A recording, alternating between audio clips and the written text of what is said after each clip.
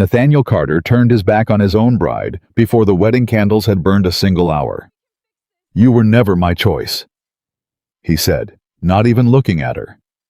Clara Whitmore did not weep.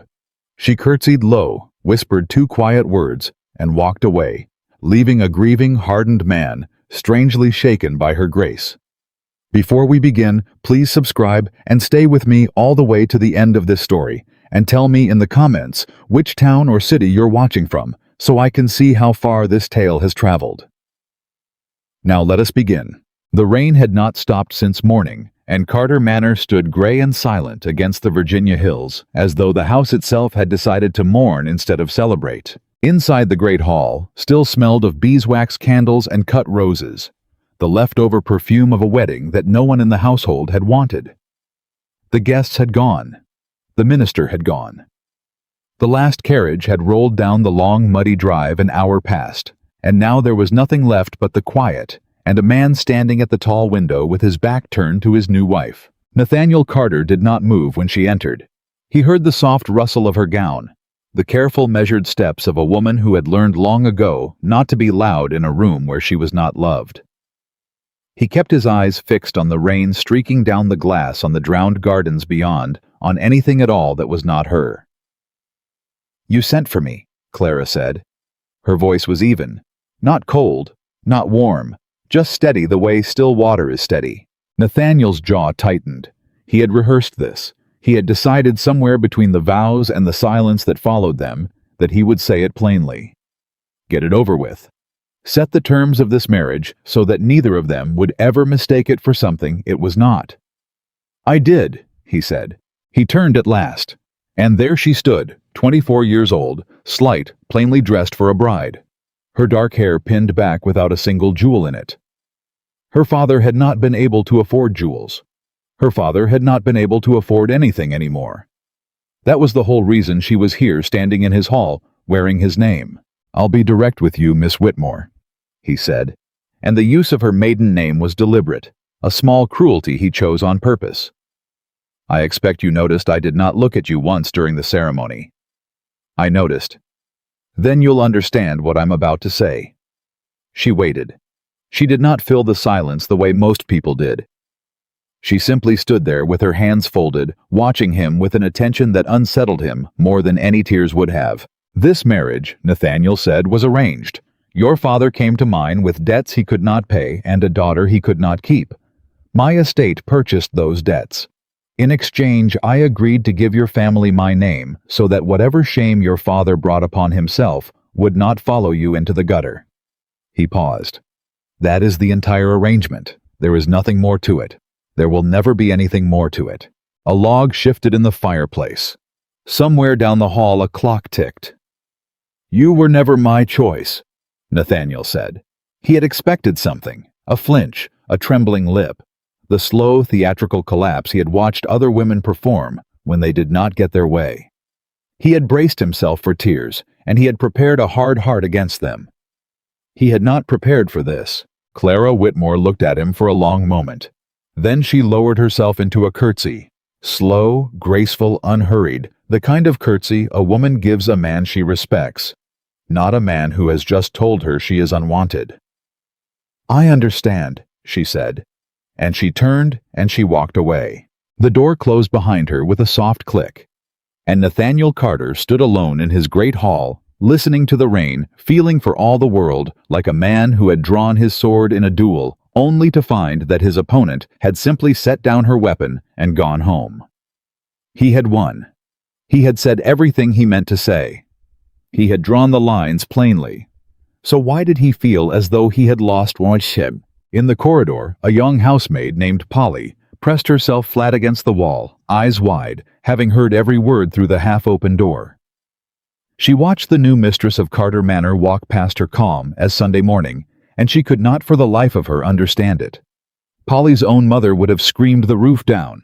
Polly's own sister had once thrown a kettle at a man for far less. But this lady, this Mrs. Carter, married not 2 hours and already cast aside, simply walked head level, spine straight, as though she were crossing a ballroom and not a battlefield.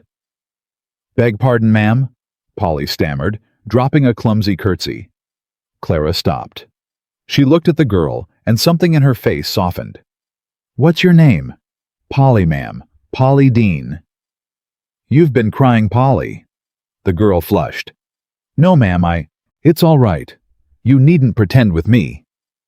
Clara's voice was gentle, and the gentleness was somehow worse than scolding because it meant she had heard everything and was still standing there worrying about a maid's red eyes. "Go and warm yourself by the kitchen fire. This rain gets into the bones." "Yes, ma'am. Thank you, ma'am." Clara walked on, and Polly stood there a long moment, and then she ran down to the kitchens to tell Mrs. Abigail Turner that the new mistress was not at all what they'd been told to expect. Eleanor Carter had been waiting at the top of the stairs. She was a tall woman of 41, handsome in the severe way of women who have decided that softness is a kind of foolishness. She was Nathaniel's elder sister, and she had run the domestic affairs of Carter Manor since the day his first wife was lowered into the ground 3 years before. She did not intend to surrender that authority to a bankrupt merchant's daughter from Boston. "So," Eleanor said as Clara reached the landing, "he's spoken to you then?" "He has." "And you have nothing to say about it?" Clara paused on the stair. "What would you have me say, Miss Carter?" "I would have you understand your place." Eleanor descended a step so that she stood looking down at the younger woman. "My brother buried a wife he loved more than his own life. Margaret was the finest woman this county ever produced. Beautiful, well-born, adored by everyone who met her. You will not replace her. You will not try." "I have no intention of replacing anyone," Clara said quietly. "Good. Then we understand each other." Eleanor's mouth curved into something that was not a smile. "You'll keep to your rooms. You'll dine when summoned and not before. You'll sign whatever the household requires you to sign, and otherwise you will stay out of matters that do not concern you. This is a respectable house.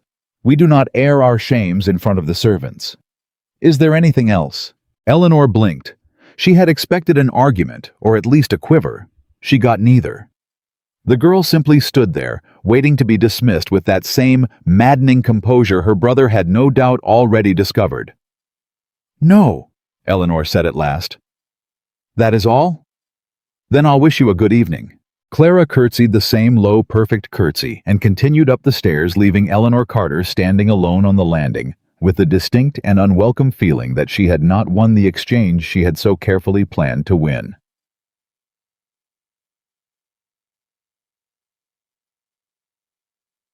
The room they had given her was at the far end of the east wing, cold, and seldom used, the kind of room a family gives to a guest they do not much care to see again. The fire had not been lit. The bedclothes smelled of disuse. There was a single candle burning on the writing desk, and beside it, somebody, Polly perhaps, had left a small plate of bread and cold ham, because no one had thought to call her to supper. Clara sat down at the desk. She did not eat. She folded her hands and looked at the flame for a long, long while. She was not weeping. She had decided somewhere on the long carriage ride from Boston that she would not weep, and Clara Whitmore was a woman who kept the promises she made to herself even when there was no one to keep them for. She thought of her father. She could see him still.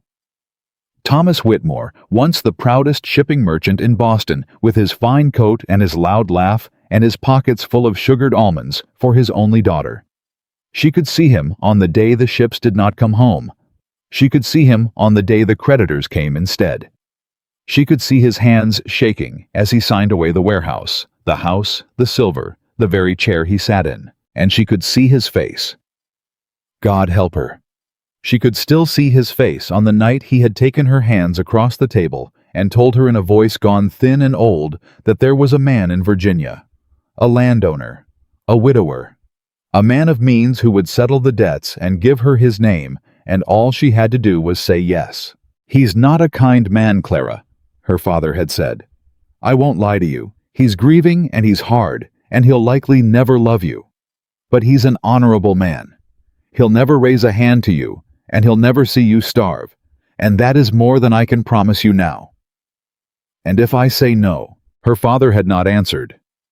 He had only looked at her, and in his eyes she had seen the truth that there was no Know that the debt was already crushing him, that her refusal would not save her father, but only watch him drown. So she had said yes.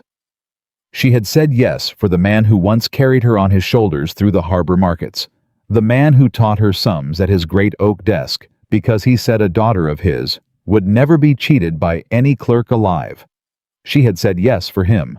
And now here she sat, the wife of a man who would not look at her in a cold room at the wrong end of a great house with a plate of cold ham and a single guttering candle. "You were never my choice," he had said. Clara drew a slow breath. "Nor were you mine," she said softly to the empty room. "But here we are." She picked up the candle. She crossed to the small dressing mirror in the corner, wiped the dust from its surface with her sleeve, and looked at her own reflection. A pale, plain-dressed woman with steady eyes and a mouth set firm.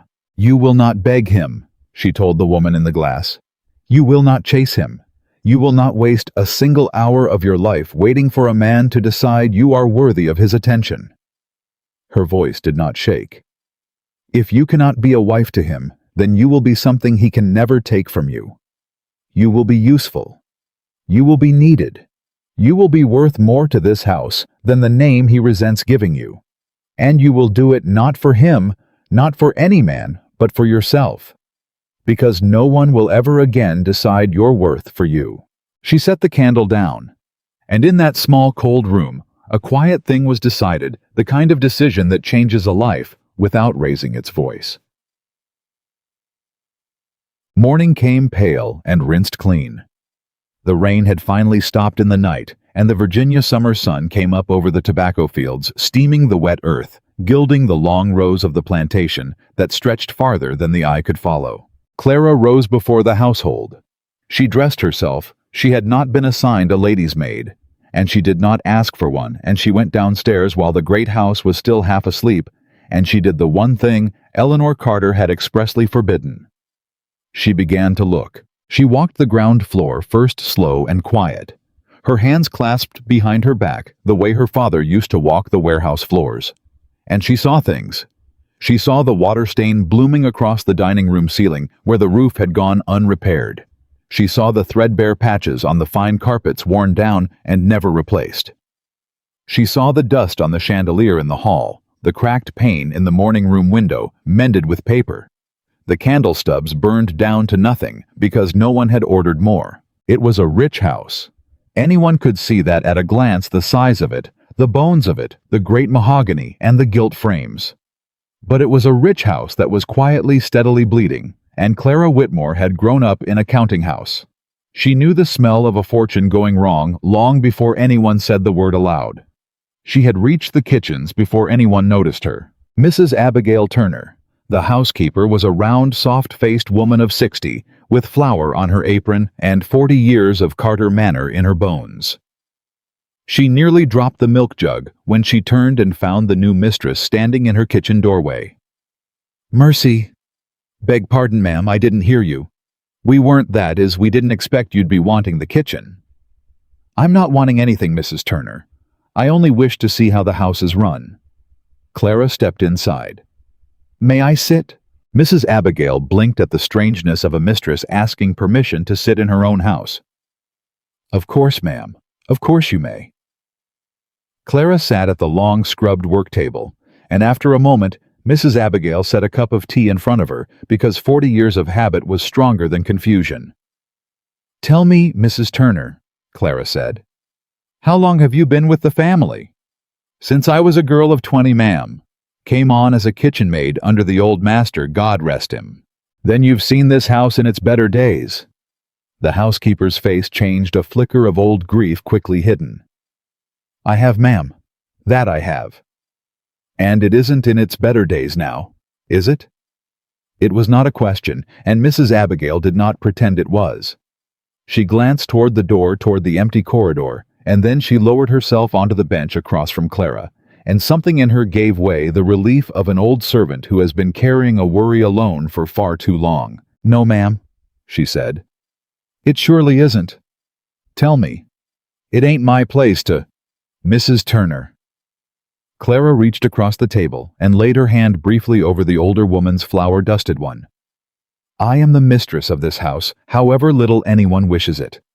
And I would rather know the truth from a woman I can trust than learn it too late from a stranger. Please, tell me. Mrs. Abigail looked at the young woman's hand on hers. And then she began to talk slowly at first, then faster the way a dam gives all at once. It started when the Mrs. died. The first Mrs. Carter, Miss Margaret, we all called her, though she was the lady of the house. The sweetest soul. The master loved her something fierce, and when the fever took her, it took half of him too. He stopped looking at things, stopped asking questions, just buried himself in the fields and the books, and didn't want to hear of trouble. And that's when the rot set in, ma'am, begging your pardon for the word. Go on. The estate manager, Mr. Jacob Harris. Mrs. Abigail's mouth pinched as though the name tasted foul. Smooth as Riverstone, that one. The master trusted him with everything, the accounts, the contracts, the wages, the lot. And for 2 years there weren't a soul watching what Mr. Harris did with it all because the master couldn't bear to look, and Miss Eleanor's no head for figures, and there weren't anyone else. And you suspect Mr. Harris was not honest. Suspect. Mrs. Abigail laughed a bitter little sound. Ma'am, the wages came late. Then they came short. Then some weeks they didn't come at all. Good men who'd worked these fields 20 years went unpaid, and when they complained, Mr. Harris told them there weren't money, and they couldn't argue because who were they to see the master's books? Some left. Some stayed and grumbled.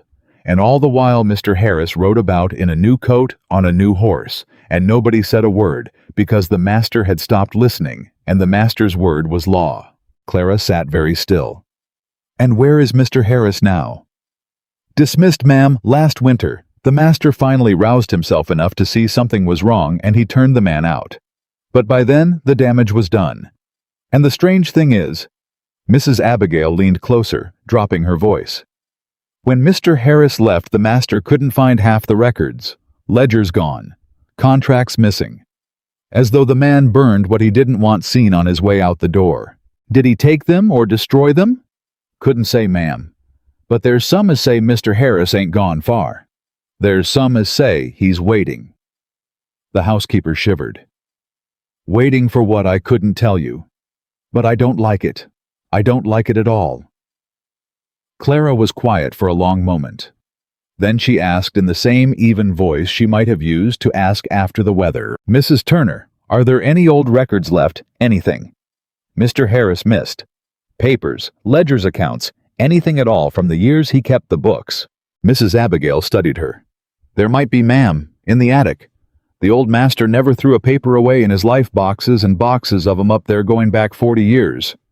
When Mr. Harris cleared out the office, I don't reckon he troubled himself with the attic. Too much dust and spiders for a man in a new coat. A slow dawning look crept over her face. Ma'am, what are you thinking? Clara stood. She smoothed her plain skirts. I'm thinking, Mrs. Turner, that no one in this house has looked at those numbers in 3 years. And I'm thinking that a woman who has nothing else to do with her days might as well make herself useful. She paused at the door. I'd be grateful if you'd show me the way to that attic. And I'd be more grateful still if you'd tell no one. Not Miss Eleanor, not the master, no one. Mrs. Abigail Turner rose to her feet, and for the first time in 3 long years, the old housekeeper felt something she had nearly forgotten how to feel. She felt hope. Yes, ma'am, she said. I'll fetch a lamp. Nathaniel Carter did not see his wife for 3 days. This was not difficult. The house was large, and he was a man practiced at not seeing things. He rose at dawn, rode the fields with his foreman, sat through the long accounting of a plantation that seemed to lose money no matter how hard he drove it, and returned each night too exhausted to think. He took his meals in his study. He did not summon her. He told himself he had no reason to. But on the 4th night his sister came to him. You ought to know, Eleanor said, settling into the chair across his desk, uninvited, that your wife has been behaving strangely. Nathaniel did not look up from his ledger. Has she? She walks the house at all hours. She's been in the kitchens talking with the servants. Polly says she asks them questions about the wages, about the tenants, about heaven knows what. It isn't proper, Nathaniel. A lady does not gossip with kitchen maids. Let her ask what she likes. It costs me nothing. It costs you your dignity." Eleanor leaned forward. She is making herself familiar. She is trying to win them. The servants, the tenants. She means to make herself loved in this house. And once she's loved, she'll make herself necessary. And once she's necessary... Eleanor! Nathaniel set down his pen at last. He looked tired, older than his 36 years, the lines around his eyes carved deep. She is a bankrupt's daughter in a marriage neither of us wanted. She has no money, no family, no allies, and no power in this house, but what we choose to grant her, which is nothing. What precisely do you imagine she could do? His sister was silent a moment. "I don't know," she admitted, "but I don't like a quiet one, Nathaniel. The loud ones you can manage. You always know where you stand with a woman who screams. But the quiet ones..." She rose. "The quiet ones are thinking, and I should like to know what she's thinking about." She left him there, and Nathaniel Carter, alone in his study with his failing accounts, found himself against every intention, wondering the very same thing. What Clara Whitmore was thinking about was numbers. For 3 nights now after the household slept, she had climbed the narrow stairs to the attic with Mrs. Abigail's lamp and a shawl against the dust, and she had begun the long, patient work of opening boxes. There were dozens of them, hundreds of papers, wage books and grain accounts and contracts and receipts and letters, some of them 40 years old, the ink brown to the color of weak tea. Most of it was nothing. The ordinary paper trail of an ordinary great estate. The records of a man who, as Mrs. Abigail had said, never threw anything away.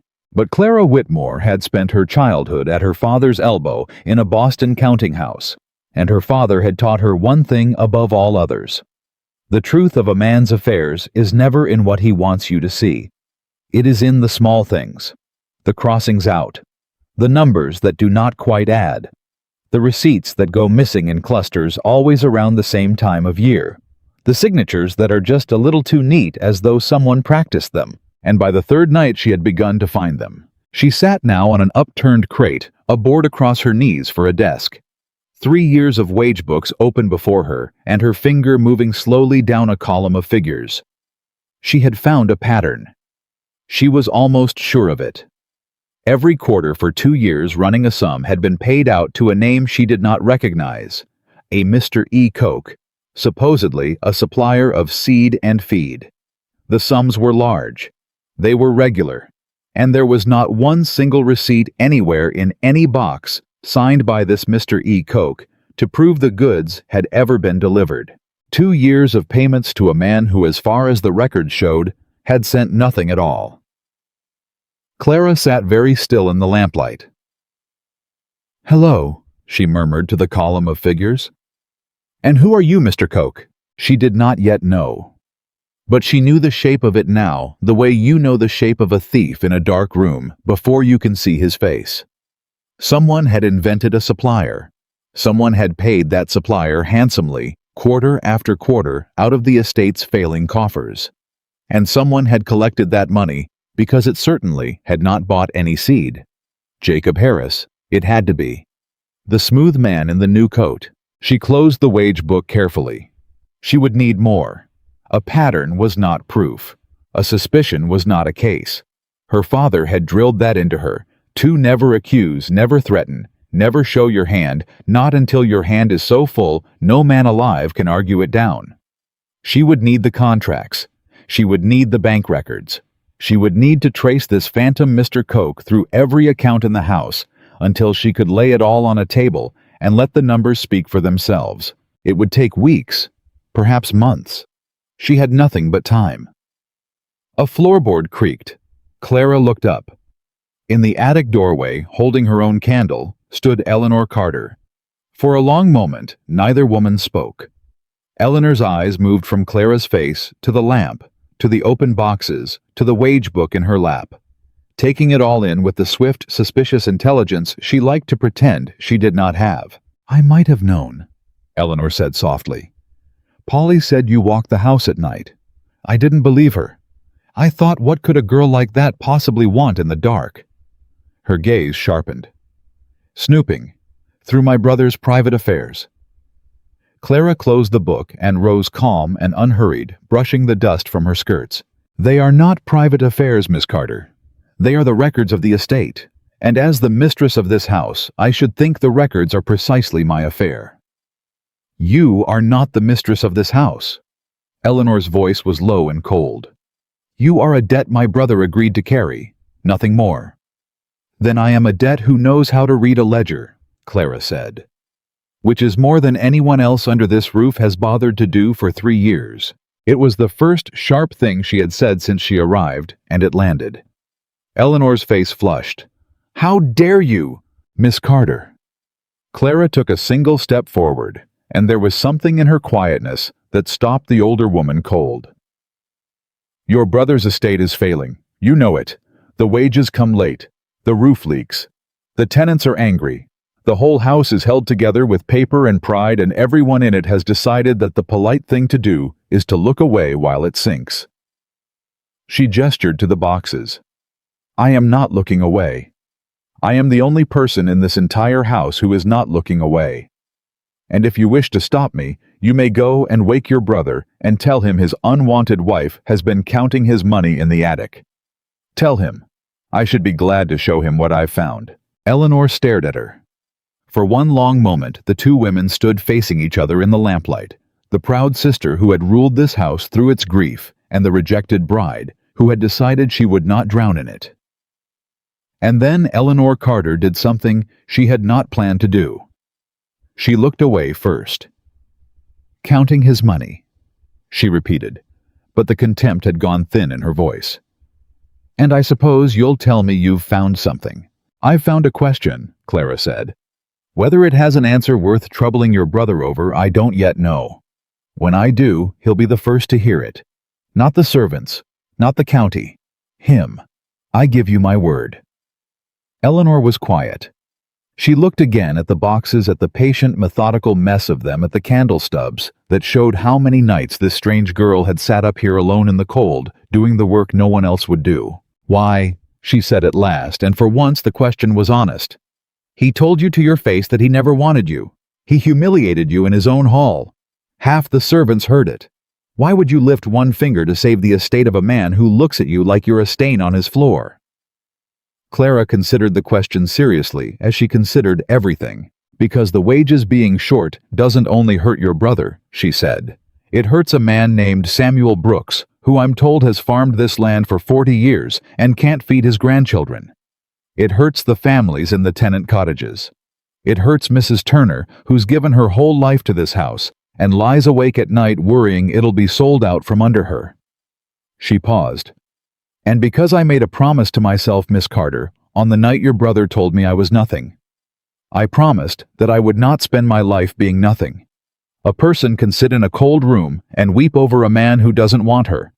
Or she can get up and do something useful with her 2 hands and her 1 good mind. I have chosen the second. That is all my reasons, and they are enough. The attic was silent. And Eleanor Carter, proud, hard, grieving Eleanor, who had decided years ago that softness was a kind of foolishness, found that she did not have anything to say. It's late, she said finally. You'll catch your death up here in the damp. She turned to go, then stopped at the door. She did not look back. I won't tell him. Not yet. Thank you. Don't thank me. Eleanor's voice was rough. I'm not doing it for you. I'm doing it because if there's a thief who's been bleeding my family's name dry, I want him caught and hanged. And if a Boston merchant's daughter is the one fool brave enough to catch him, then God help us all. I suppose she'd best be left to it. She hesitated. Good night, Mrs. Carter. It was the first time anyone in that house had called her by her married name without contempt. Good night, Miss Carter, Clara said. And Eleanor went down the stairs, and Clara sat back down on her crate, and after a moment, only a moment, she allowed herself the smallest of smiles before she opened the next box. The days settled into a strange and secret rhythm. By daylight, Clara Whitmore was exactly the woman Eleanor had ordered her to be. Quiet, contained, keeping to her rooms, taking her meals when summoned, troubling no one. Nathaniel saw her only at supper when the household gathered at the long table, and the three of them ate in a silence so complete you could hear the candles burn.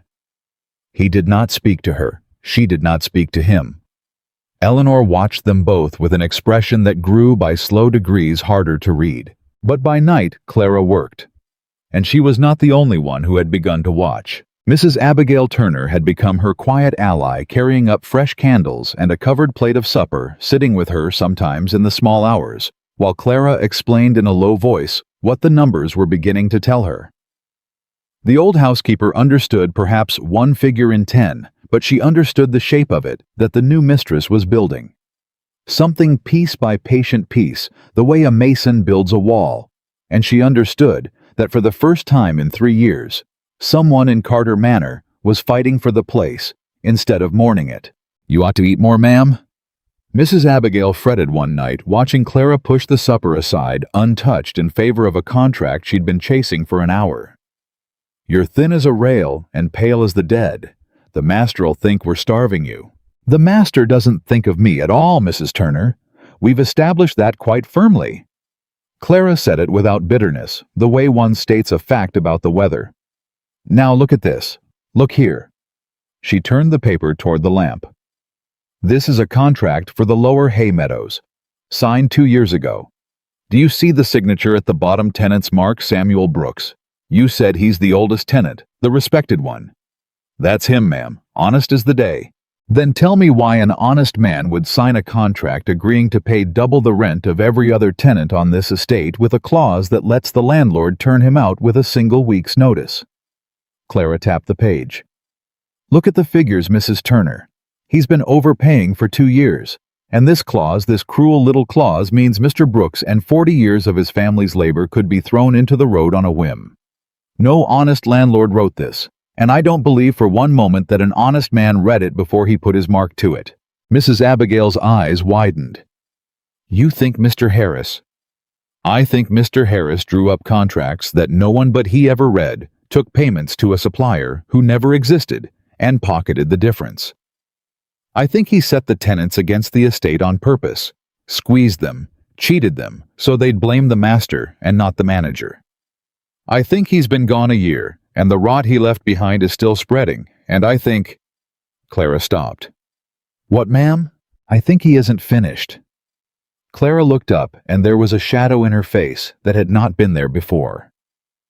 A man who steals this carefully doesn't simply walk away and forget about it. The records that went missing when he was dismissed, the ledgers, the contracts, the proof, he took those for a reason. He's holding them. And a man holds on to stolen evidence for only one reason, Mrs. Turner." "And what's that?" "Because he means to come back," Clara said softly, "and finish what he started." The lamp guttered. Outside, an owl called across the dark fields, and Mrs. Abigail Turner pulled her shawl tighter and felt the chill of the thing settle into her bones. It was Samuel Brooks who brought the storm down on the house. He came on a hot, bright morning at the end of June, an old man stooped and weathered and proud with 40 years of Virginia sun baked into his face and his good Sunday hat held in both hands at the front door. He had walked the 3 miles from his cottage. He would not ride a horse he could not feed. He asked to see the master. And what he said, standing in the great hall where Nathaniel had once told his bride she was never his choice, said it loud enough that the words carried up the stairs and down the corridors and into the very attic where Clara Whitmore stood with a wage book open in her hands and went perfectly still to listen. "I've come to give my notice, Mr. Carter," Samuel Brooks said. "Me and mine, and the Aldens and the Coopers and the Pruitt family besides, 5 households. We're leaving the land at the end of the harvest." Nathaniel stared at him. "Leaving? Brooks, your family has farmed the East Fields since before I was born." "Yes, sir, we have." "Then in God's name, why?" And the old man's jaw worked, and his weathered hands twisted his hat, and when he spoke again, there were 40 years of pride and 3 years of grievance in his voice. "Because we can't make a living under these contracts, sir. Because the rent's been raised past bearing, and the wages come short, and the promises don't hold. Because my grandson went hungry this winter on land my own father broke with his own hands, and a man can only take so much shame before he'd rather take his chances elsewhere." His voice cracked, and he steadied it. "I don't say it's all you're doing, Mr. Carter. I knew your father, and he was a fair man, and there was a time I'd have said the same of you. But fair or not, sir, a man's got to eat, and we can't eat here." Nathaniel's face had gone white. "The contracts," he said. "Brooks, what contracts? My rents are the same as they've always been." "No, sir. Begging your pardon. They ain't." The old man drew a folded, much-handled paper from inside his coat. "I've got mine here, signed 2 years back when Mr. Harris said the old agreements had to be redone. Double the rent of the Southfield folk, and a clause says you can turn me out with a week's notice. I put my mark to it because Mr. Harris said it was your wish, and I'm not a man who reads so well as I'd like, and now it's near broke me." He held the paper out, his hand trembling. "Was it your wish, sir? Tell me true. Was it?" Nathaniel took the contract. He read it. And the household watching from the edges of the room, the maids, the footmen. Eleanor, frozen on the stairs, watched the master of Carter Manor read a thing he had never seen signed in his name, and they saw the color drain entirely from his face. "I never wrote this," Nathaniel said hoarsely. "Brooks, I swear to you on my father's grave, I have never seen this contract in my life." "Then who did, sir?" the old man asked simply. "Because it's got your authority on it, and your seal. And if it weren't you, then somebody in this house has been robbing me blind in your name, and you the only man who could have stopped it looking the other way the whole long while." The silence that followed was terrible, because it was true. And Nathaniel knew it was true. And worse than the theft was the shame of it. The knowledge that for 3 years he had buried himself so deep in his own grief that a thief had been able to ruin honest men under his own roof in his own name, and he had not so much as looked up. He had not looked up at his failing fields. He had not looked up at his cheated tenants. He had not even looked up at his own wedding. He had not looked at anything in 3 years, and this was the cost. "Brooks," Nathaniel began, "if I have wronged you, I will make it right. I give you my—" "With respect, sir." The old man took his contract back and folded it away, and his face was kind, which somehow made it worse. "Words is cheap. I've had 2 years of words. I can't prove what's been done to me, and I'd wager you can't prove it weren't done by your own hand because the proof's gone, ain't it? The accounts is a shambles. Everybody knows it. There ain't a court in Virginia would take the word of a tenant farmer over a gentleman's seal, and there ain't a number left in this house honest enough to tell which of us is right." He set his hat back on his head. "So we'll go. End of harvest. I'm sorry for it. Your father would have been sorrier." He turned to leave. "He's wrong." The voice came from the top of the stairs. Every head in the great hall turned. And there, descending slowly, calm and plain, and entirely composed, came Clara Whitmore, Mrs. Carter, with a wage book held against her breast, and a wooden box of papers in her arms, dust still on her sleeves from the attic she had climbed down from at a run. Nathaniel stared at his wife as though she were a ghost. "There is a number left in this house honest enough to tell which of you is right, Mr. Brooks," Clara said, reaching the bottom of the stairs. "There are a great many of them, and I have spent these last weeks learning every one." She turned to face her husband, and she met his eyes for the first time since their wedding day, steady, level, unafraid. "Mr. Carter, you said you never wrote that contract. I believe you, and I can prove it." She set the box of papers down upon the great hall table with a soft, deliberate thud. "I can prove all of it. The forged contracts, the phantom supplier, every dollar Jacob Harris stole from this estate and from these men down to the last cent." She lifted her chin. "If you will permit me." For a long moment, Nathaniel Carter could not speak. He looked at the dust on her sleeves and the candle shadows under her eyes that he had been too blind to notice, and the box of papers she had carried down the stairs of a house that had given her nothing but cold rooms and colder words. He looked at the wife he had told 6 weeks before that she was never his choice, and who had answered him only "I understand," and curtsied and walked away. And he understood all at once and far too late that while he had been looking away from everything, this woman had been looking at all of it. "Permit you," he repeated, and his voice was not steady at all. "Mrs. Carter, how long have you—" "Since the night we married," Clara said simply. "I had nothing else to do." Samuel Brooks looked from the master to the mistress and back, an old man's slow understanding dawning across his weathered face. And Mrs. Abigail Turner, standing in the kitchen doorway with her hands pressed to her mouth, began quietly, helplessly, to weep. And Nathaniel Carter, master of one of the largest plantations in Virginia, who had not asked a single soul for help in 3 long years of grief, looked at his unwanted wife across the box of papers that might yet save them all. And he heard himself say the only thing there was to say. "Then I am asking you," he said. "Please." Clara Whitmore set down her wage book. She opened the box, and outside, beyond the tall windows of Carter Manor, the Virginia summer burned bright and merciless over the long green fields, over the tobacco and the hay, and the cottages of the cheated men, over the whole quiet, failing kingdom that one rejected woman had decided all alone to save. The box stood open on the great hall table, and for a moment no one moved. Then Clara lifted out the first ledger and laid it flat where the morning light could find it. "Mr. Brooks," she said, "before I show this to anyone, I want you to hear it first. You're the man who was wronged. You should be the first to know how." The old farmer shifted his hat in his hands. "I'm not sure I'll follow the figures, ma'am." "You'll follow these." She turned the ledger toward him and set her finger on a line. "This is the wage book for the East Fields. Your fields. 2 summers ago, you and 4 other men were paid for the harvest. Do you remember what you were owed?" $11, ma'am, for the season, same as always." "You were paid 6. Samuel Brooks went still. $6, Clara repeated. "It's written here in Mr. Harris's own hand.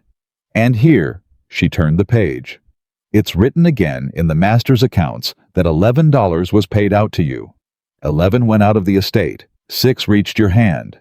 The other 5 never left this house." She looked up at him. "It happened every quarter, Mr. Brooks, for 2 years. To you and to the Aldens and the Coopers and every family that signed one of those new contracts. The money was always paid. It simply never arrived." The old man's mouth opened and closed. When he found his voice, it had gone hoarse. $5 a season," he said. "Ma'am, my grandson took the fever last winter, and I couldn't get the doctor, and the doctor wanted $4 to come out, and I didn't have it, and the boy near died for the want of it." His hands had begun to shake. $4, and you're telling me there was 5 a season went missing out of my own wages, and I never even— "You never knew," Clara said gently. "No one let you know. That was the whole design of it." Nathaniel had not said a word. He stood at the head of the table with the forged contract still in his hand, and his face had taken on the particular gray stillness of a man watching his own house catch fire from the inside. "Mrs. Carter," he said quietly, "show me." She did. For the better part of an hour she walked him through it page by page, her voice never rising, her finger moving steady down the columns. She showed him the phantom supplier, Mr. E. Koch, who had been paid handsomely for seed and feed across 2 years, and had never, in all that time, signed a single receipt. She showed him the contracts drawn in his name and sealed with his authority agreements he had never read and would never have approved. She showed him the wages that left the estate whole and reached the men halved. She showed him a thread of small thefts, each one too modest to notice on its own, that braided together into a sum that made Eleanor Carter, watching from the foot of the stairs, sit down hard upon the bottom step. "How much?" Nathaniel said at last. His voice was barely his own. "All of it. How much did he take?" Clara closed the ledger. "As near as I can prove," she said, $4,200. "There may be more I haven't found. But 4,200 I can stand behind. Every cent of it documented in his own hand and yours." The number landed in the great hall like a dropped stone. $4,000 was a fortune. $4,000 was a year of the estate's income. Gone, simply gone, vanished into the pocket of a man in a new coat, while his master mourned, and his master's sister kept the curtains drawn, and the whole county said, "Poor Mr. Carter, the grief has unmanned him, the estate's gone to seed. He robbed me," Nathaniel said slowly, "in my own name. He starved my own tenants, and I let him." He set the contract down very carefully, as though it might break. "I let him because I would not look up from my own grief long enough to see what was happening under my own roof. Brooks, your grandson nearly died, and the money to save him was in this house the whole time stolen, and I—" "Sir," the old man's voice was rough, but not unkind. "You didn't take it." "I didn't stop it. There's a sin in that, too." "Maybe so." Samuel Brooks looked at the ledger, then at the young woman who had carried it down the stairs, then back at his master. "But the lady stopped it. Late's better than never, sir. My boy lived. And now I know whose hand was in my pocket, which is more than I knew an hour ago. And it weren't yours." He paused, and something shifted in the set of his shoulders. "I'll not give my notice today. I'll wait. I'll see what you do with this." "What I'll do," Nathaniel said, "is make it right. Every dollar. To you and to every man he cheated. I'll repay it if I have to sell the horses to do it." "You won't have to sell the horses," Clara said. Both men turned to her. "The money isn't gone, Mr. Carter. Not all of it." She rested her hand flat on the ledger. "A man who steals $4,000 doesn't burn it. He banks it, or he buries it, or he spends it where it shows. And a man who forges this carefully keeps his own private record because a thief always fears being cheated by his accomplices more than he fears being caught. Somewhere Jacob Harris kept a second set of books, the true ones. And if we find them, we can recover it." Eleanor finished from the stairs. She had risen again, and there was something new in her face, a hard, hungry attention. "We can take it back." "We can prove it," Clara corrected. "Which matters more. Money returned in secret is charity. Money returned in the open is justice. And justice is what these men are owed." She looked at her husband. "But it means finding Harris, and finding what he took with him when he left." Nathaniel was quiet a moment. Then, Mrs. Turner. The housekeeper started. She had not expected to be addressed. "Sir." "When Harris was dismissed, who packed his things? Who watched him go?" "I did, sir. Stood in the yard the whole while on account of I didn't trust him not to take the silver." A flush crept up her neck. "Begging your pardon for the liberty." "You had more sense than I did." Nathaniel's mouth twisted. "Did he take papers with him? Boxes, anything from the office?" "A trunk, sir. A great heavy trunk took 2 men to lift it. He said it was his own effects." She hesitated. "But, sir, a man's own effects don't weigh like that." "I remember thinking it. I remember thinking, what's he got in there lead?" And he was that anxious about it. Wouldn't let the men set it down rough. Watched it onto the cart like it was a coffin. "His true books," Clara said softly. "And the proof. He took the proof with him." "Where did he go?" Nathaniel demanded. "Brooks, Mrs. Turner, anyone. Where's the man now?" For a moment, no one answered, and then a small voice spoke from the kitchen doorway. Polly, the housemaid, twisting her apron, gone scarlet at finding the whole household's eyes upon her. "I beg pardon, I might know, sir." "Speak, girl." "My cousin's in service over to Richmond, sir, at a boarding house on the river, and she wrote me at Eastertide she's a great one for gossip, my cousin, and she said there was a gentleman taking rooms there. Fine clothes, free with his money, no work that anyone could see. And she said his name, sir, on account of it stuck with her. She said he called himself Mr. Coke." Polly's eyes went wide as the name left her mouth. "Mr. E. Coke." The hall went silent. "The supplier," Eleanor breathed. "He gave himself the supplier's name." "It was never a man at all," Clara said, and for the first time something like fire came into her quiet voice. "Mr. E. Coke was never a person. It was Jacob Harris's other pocket.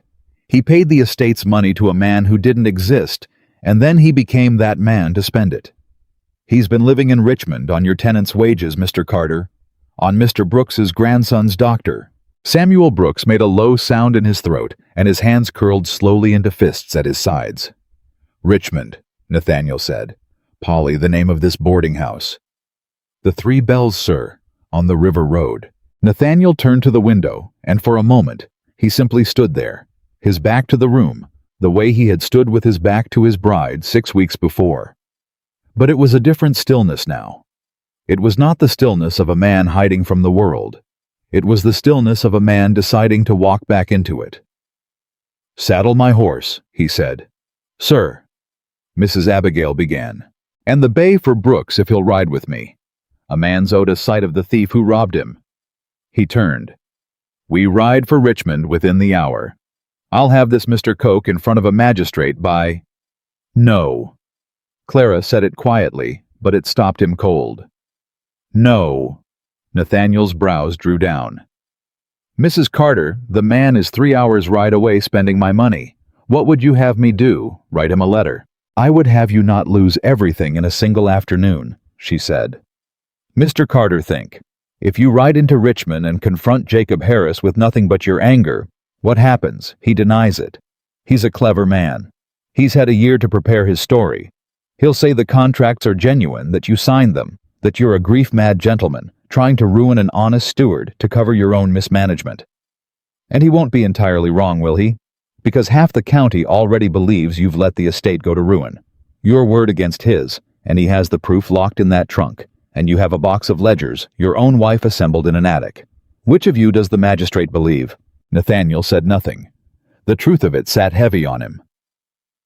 "And the moment he knows you found him," Clara went on, relentless and calm, "the moment he knows you've worked out what Mr. Coke is, what's the first thing he does?" It was Eleanor who answered very quietly. "He burns the trunk." "He burns the trunk," Clara agreed. "He destroys the one thing that could ever prove what he did, and then it truly is your word against his forever, and these men." She nodded toward Brooks. "Never see a cent of justice as long as they live. We have one chance at the proof in that trunk, Mr. Carter. One. We cannot waste it on a charge into Richmond with our blood up." The hall was silent again. Samuel Brooks looked at the young woman with frank astonishment. Polly had stopped twisting her apron. Even Eleanor was watching her with something that was no longer suspicion. "Then what," Nathaniel said slowly, "would you have me do?" And Clara Whitmore, bankrupt's daughter, unwanted wife. The woman he had told 6 weeks before that she was never his choice, looked at her husband across the box of papers that had upended his whole world in a single morning. And she said, "I would have you trust me. And I would have you do exactly nothing for 3 days while I find a way to take the proof out of that trunk before he ever knows we want it." It was perhaps the most outrageous thing anyone had said to Nathaniel Carter in years.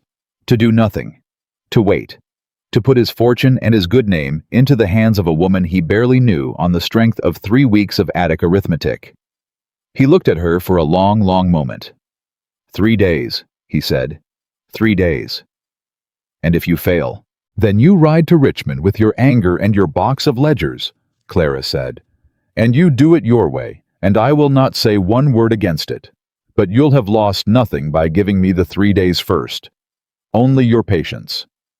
And I think, Mr. Carter, that you have been spending your patience freely enough on grief these 3 years that you can spare a little of it now for justice." It was a hard thing to say, and she said it without flinching, and the whole household held its breath to hear how the master would take it.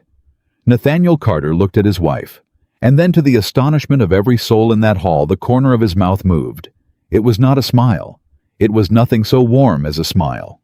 But it was the ghost of one the first anyone had seen on his face in 3 years. 3 days, Mrs. Carter," he said. "The house is yours." And he meant it as a figure of speech. He could not have known how literally she would take him. She took him at his word that very afternoon. By the time the sun was high, Clara had transformed the morning room into a war room, and she did it without raising her voice once. She sent Polly to fetch every scrap of paper that bore Jacob Harris's handwriting. She had Mrs. Abigail summon the foreman, a slow, careful man named Cobb, and she questioned him for an hour about the geography of the estate, the roads to Richmond, the men who could be trusted, and the men who could not. She sat Samuel Brooks down with a cup of tea and a sheet of paper, and she had him list from memory every family that had signed one of the new contracts, and what each had been promised, and what each had received. And all the while, Eleanor Carter sat in the corner and watched and said nothing, and slowly revised every opinion she had ever held. "You've done this before," Eleanor said at last when the foreman had gone. Clara did not look up from her writing. "Done what Miss Carter. Run a thing. Command a room. You sit there in your plain dress asking your soft questions, and within the hour, you've got my brother's foreman, his oldest tenant, and his housekeeper all jumping to your word, and you haven't raised your voice or your hand once. Where does a Boston merchant's daughter learn that?" Clara set down her pen. "From a Boston merchant," she said. "My father had 11 clerks and 3 ships and a counting house on the wharf before the wars and the embargoes took it all. I kept his books from the age of 9. I sat in the corner of his office the way you're sitting in the corner of mine, and I watched him handle men twice his size and 3 times his temper and never once lift his voice. He used to say, 'A man who shouts has already lost the argument. He's only shouting to drown out the part of him that knows it.'" She picked the pen back up. "I learned at his elbow. I suppose I never unlearned it. He must have been proud of you." The pen paused. "He was ashamed," Clara said quietly. "At the end. Not of me, never of me. Of himself for having to sell me to a stranger to cover his debts. He couldn't look at me the day he told me of the match. He kept looking at his hands." She resumed writing. "He died in the spring, Miss Carter, 3 months before the wedding. He never knew where I'd landed. He went to his grave believing he'd ruined his daughter's life." Eleanor was quiet for a long moment. "And did he," she asked, "ruin it?" Clara looked up at last, and there was something fierce and clear in her eyes. "He didn't get the chance," she said. "I won't let any man have the ruining of my life, not my father who didn't mean to, and not your brother who did." She set down the pen with a soft final click. "Now, will you help me, Miss Carter, or will you watch? I find I've no objection to either, but I'd like to know which." And Eleanor Carter, who had come into that room intending to watch a foolish girl fail, rose from her corner, crossed to the table, and pulled out the chair beside her brother's wife. "I'll help," she said. "God help me. Tell me what you need." Ted. What Clara needed was a way into the 3 Bells boarding house, and a way to lay eyes on the contents of Jacob Harris's trunk without Jacob Harris ever suspecting he had been found. The answer came from the most unexpected quarter. "I could go, ma'am." It was Polly. She had been hovering by the door for the better part of the afternoon refilling teacups no one had emptied plainly, bursting with something she dared not say. Now it came out in a rush. "My cousin, ma'am, the one I told you of, she's still in service there at the 3 Bells. Scullery mostly, but she helps with the rooms when there's need. If I was to go and visit her sisters and cousins visit, it's the most natural thing in the world. No one thinks twice. I could see the gentleman for myself. I could see, is it Mr. Harris under the false name? And maybe," her voice dropped, "maybe my cousin could get me into the room, to clean it, while he's at his dinner. And I could see, ma'am. I could see what's in the trunk." The whole table looked at her. "Absolutely not," Eleanor said sharply. "The girl's a child. If she's caught—" "I'm 17, ma'am, begging your pardon," Polly said with sudden steel. "And I'm not a child. And I knew Mr. Brooks's grandson. We played together when we were small, and I'd not have him near die of the fever for want of money a thief had in his pocket. I'd not." Her chin came up.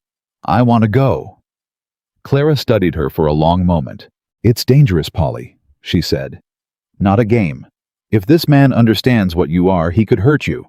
He's stolen $4,000 and ruined a dozen families to do it. A man like that has very little left to lose, and people with little to lose are the most dangerous people in the world. I want you to understand that before you say yes again." "I understand it, ma'am.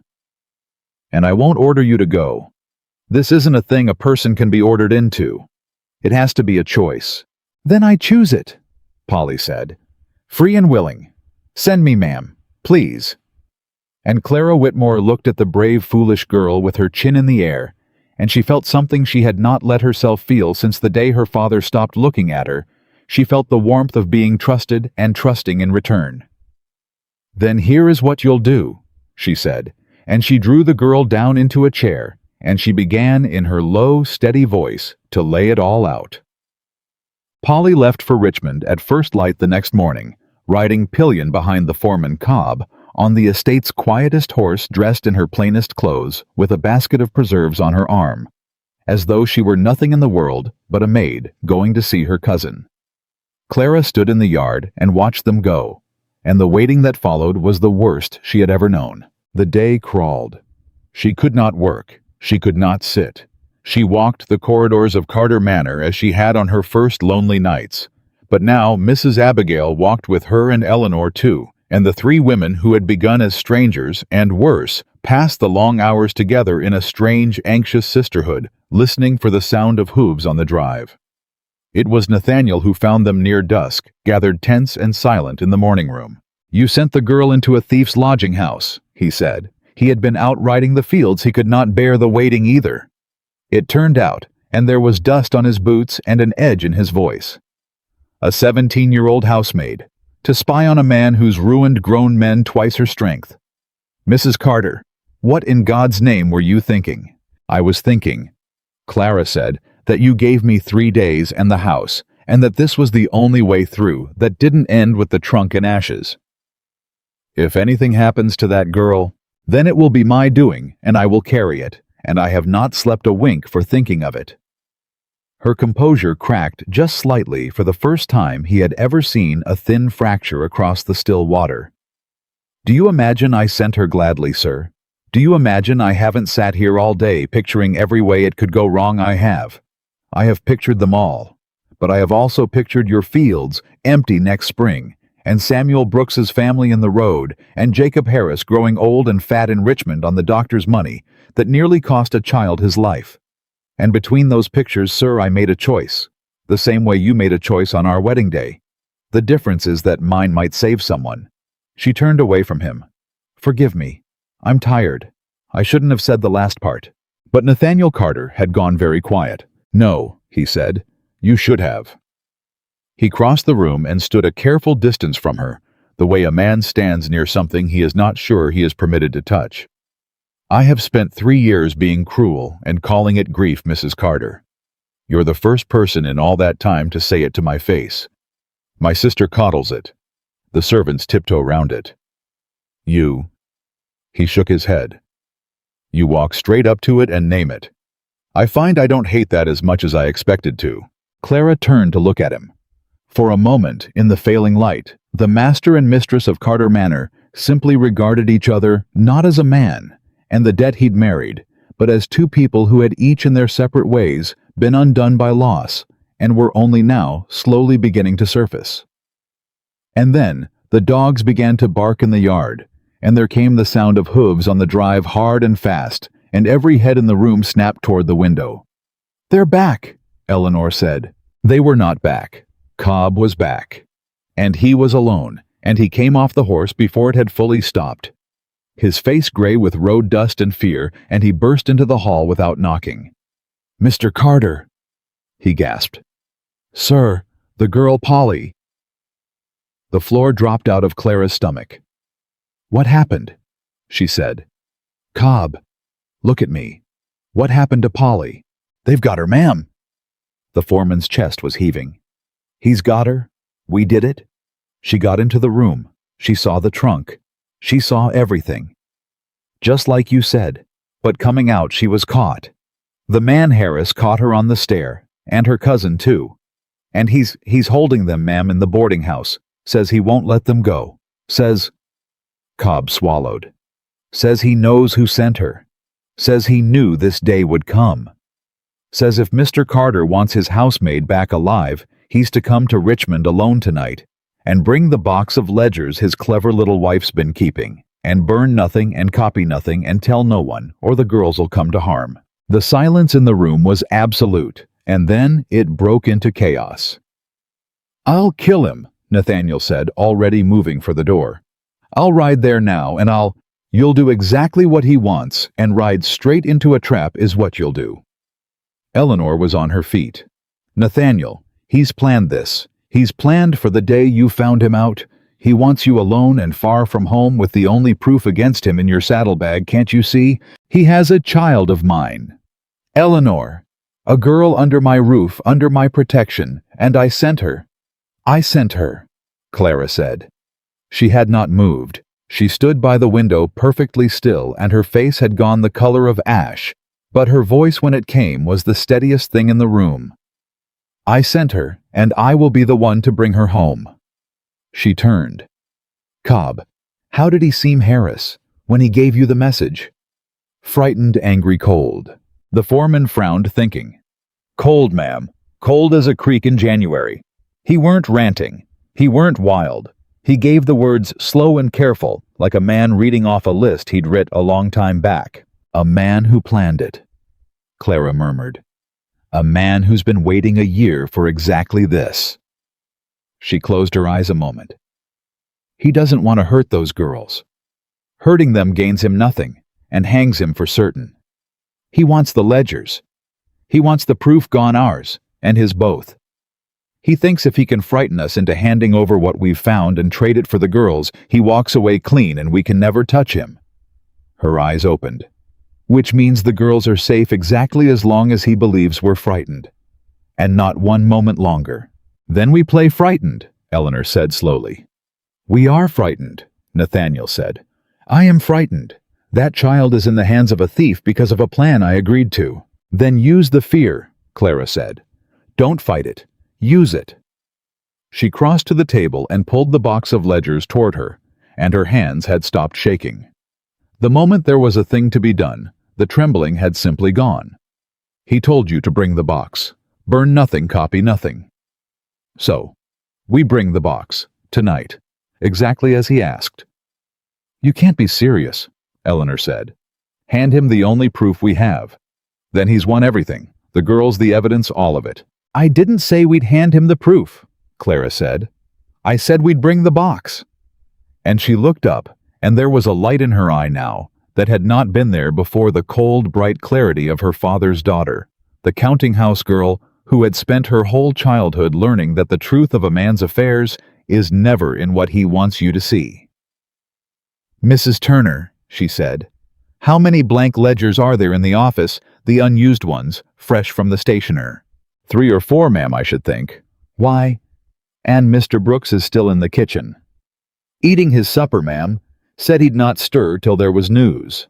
Good. I want him, and I want every man on this estate who can sit a horse and keep his mouth shut, and I want them in the yard within the hour, and I want the fastest of them sent to fetch the magistrate from the county seat. Clara was moving now fast, and certain, pulling fresh paper, fresh ledgers and inkpot, a knife to trim the quills. Jacob Harris has spent a year planning for one bad afternoon, Miss Carter. He planned for the master to come storming after him in a temper. He planned for ledgers and anger, and a frightened man easy to fool. She set the first blank ledger down with a snap. He did not plan for me. Nathaniel stared at her. What are you going to do? Clara dipped the quill. I'm going to give Jacob Harris exactly what he asked for, she said. A box of ledgers. Brought in fear in the dead of night by a frightened man. Burned nothing. Copied nothing. She began to write, her hand flying across the blank page in a fair false copy of the very figures the thief expected to see.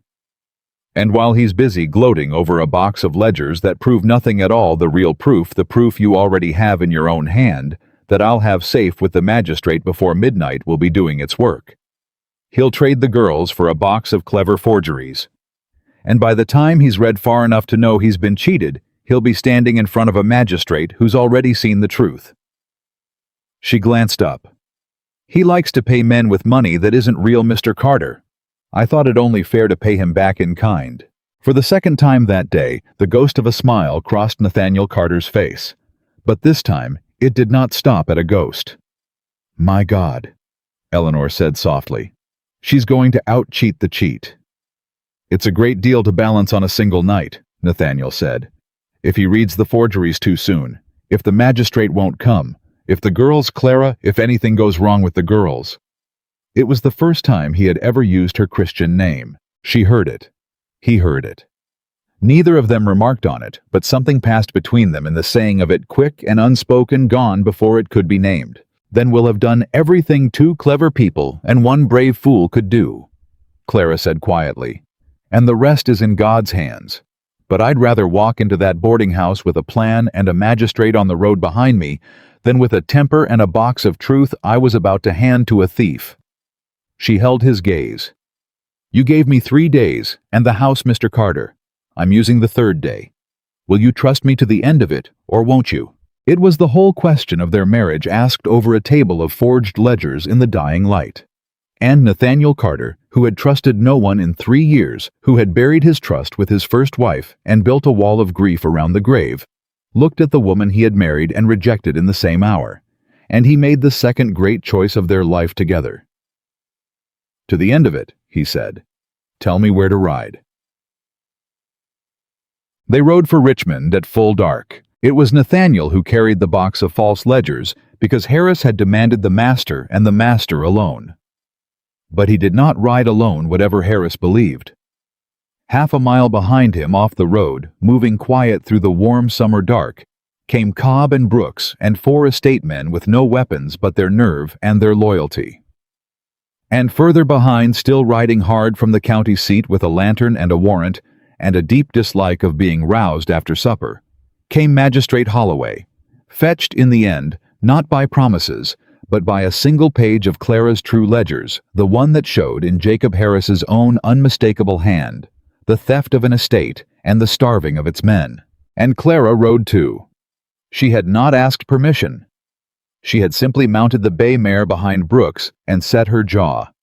And when Nathaniel turned in his saddle to forbid it, he found her looking at him with such flat, unshakable resolve that the words died in his mouth. You said the house was mine, she said. Polly is in that house. I sent her there. I'll be there when she comes out. You may argue if you like, Mr. Carter, but you'll be arguing to my back because I am going either way. He did not argue. The 3 bells stood dark and shuttered on the river road, a single light burning in an upstairs window. And it was there behind that shutter that Jacob Harris was waiting calm and cold, and a year deep in his own cleverness. Certain he held every card, certain the frightened master of Carter Manor was riding to him with a box of truth to trade for 2 terrified girls. He had planned for the master. He had planned for the anger and the ledgers and the fear. He had not planned for the woman coming up the river road behind him in the dark, with a forged box in her husband's hands, a true page already in a magistrate's and $4,000 worth of stolen justice, riding on whether a thief could be made to gloat just long enough to hang himself. Nathaniel reined in at the foot of the dark inn. He looked back once at his wife. Whatever happens in there, he said quietly, I want you to know what you said this afternoon.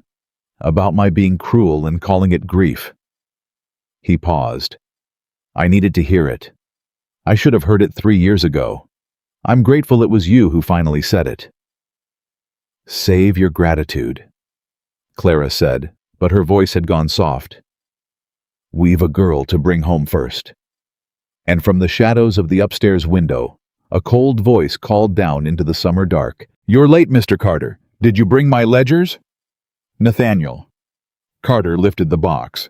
I brought them, he said. And he started up the stairs of the 3 bells into the dark toward the man who had ruined his house with his wife's false ledgers. In his hands, his wife's true plan in his head, and for the first time in 3 long years, something other than grief moving in his chest. The stairs of the 3 bells groaned under Nathaniel's boots, and at the top of them stood Jacob Harris. A year had not changed him much. He was still smooth, still handsome in the way of a man who had spent other people's money on himself, still dressed, a cut finer than an honest steward had any right to be. He held a lamp in one hand, and behind him, through a half-open door, Nathaniel could see 2 pale, frightened faces. Polly and a girl who must have been her cousin sitting close together on a narrow bed, watched over by a heavy-set man Nathaniel did not know. There, Harris said pleasantly. You see, Mr. Carter, the girls are unharmed. I'm not a violent man. I never have been. I'm a man of business, same as your late father, same as you pretend to be. His eyes dropped to the box in Nathaniel's arms. And business is what we'll conclude tonight. You've brought the ledgers. I've brought them. All of them. Everything my wife assembled. You said burn nothing, copy nothing. I've done as you asked. Harris smiled. Your wife. Yes. The clever Mrs. Carter. He came down a step, the lamp swinging shadows across the wall. I'll be honest with you, sir. I never reckoned on her. I planned for you. I knew that someday you'd rouse yourself out of your grieving and start asking where the money went. And I knew when that day came, you'd come at me with your temper and your father's pride and not one shred of proof I couldn't talk my way around. I had a story ready for you, a good one. I've had it ready a year. He shook his head, almost admiring. And then your little merchant's daughter goes up into the attic with a lamp. I'll confess it gave me a turn when my man in your house sent word. Nathaniel went very still. Your man in my house. Come now, Mr. Carter. You don't imagine I left without keeping an eye on the place. Harris's smile widened. A steward makes friends below stairs over the years. Friends who'll send a letter to Richmond when something interesting happens in exchange for a coin now and again. I've known about the attic for weeks. I've known your wife was building a case. I simply waited until she'd built it for me, so I could take the whole thing off her hands in one night and be done with the lot of you forever. The blood was roaring in Nathaniel's ears. A man in his house. A trader under his own roof watching reporting selling his family for coins. But he held his face still. Clara's voice in his head, steady as a creek stone. He's safe to gloat, only as long as he believes we're frightened. And not one moment longer. Who? Nathaniel said. Who in my house? Now. A man doesn't give away his best card. Harris reached the bottom of the stairs and held out his hand for the box. The ledgers, sir. Then the girls go free, and you ride home, and we never trouble each other again. Refuse and well. 2 girls a long way from home in a strange town with a man who's already got nothing left to lose. He let that hang. I'd rather not. But you'll find I do what I must. Nathaniel looked at the box in his arms. He looked at Polly's white face in the doorway, and he handed it over. There, he said, and let his voice shake because Clara had told him to. Now let them go. You've got what you came for. You've beaten us. Let the girls come home. Harris took the box like a man receiving a long-awaited gift. He set it on the stair, flipped back the lid, and lifted out the topmost ledger, and Nathaniel watched the thief's eyes move greedily down the columns. The columns Clara had spent 2 hours forging in a fair false hand, full of figures that proved nothing, led nowhere, named no one. Yes, Harris breathed. Yes, this is it. This is the lot. The wage books, the contracts. He turned a page, then another, his smile broadening with every line. All the little threads she pulled together all in one tidy box. I'll burn it tonight. And then there's not a court in Virginia. He stopped. He had turned to the 3rd page, and something there did not sit right. He read it again slower, his brow creased, and outside in the dark, half a mile back along the river road, a lantern crested the rise, and then another behind it, and the sound of many hooves came drifting on the warm night air toward the 3 bells. Harris's head came up. What is that? He said. What is that sound? Justice, said a voice from the doorway. Coming a little faster than you planned for Mr. Harris. And Clara Whitmore stepped into the lamplight. Harris's face went through 3 things in as many seconds: surprise, calculation, and then a cold, ugly understanding. You, he said. You weren't to come. He was to come alone. He did come alone, Clara said. I simply came as well. It's a remarkable thing, Mr. Harris, how often men forget that a wife has feet of her own. She stepped fully into the room, calm as Sunday, and behind her in the dark hall, Nathaniel saw the shapes of Cobb and Brooks, and the estate men filling the stairwell, blocking the only way down. You wanted the ledgers. My husband brought you the ledgers. You're holding them now. Is something the matter? You've gone quite pale. Harris looked down at the open ledger in his hands. He turned another page fast, then another, and Nathaniel watched the dawning horror on the man's face, as he saw finally far too late that the figures did not connect, that the names led nowhere, that the whole tidy case he'd been so pleased to seize was a beautiful, worthless forgery. These are false, Harris said. His voice had gone thin. These prove nothing. These are...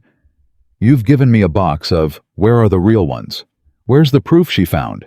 In the hands of Magistrate Holloway, Clara said.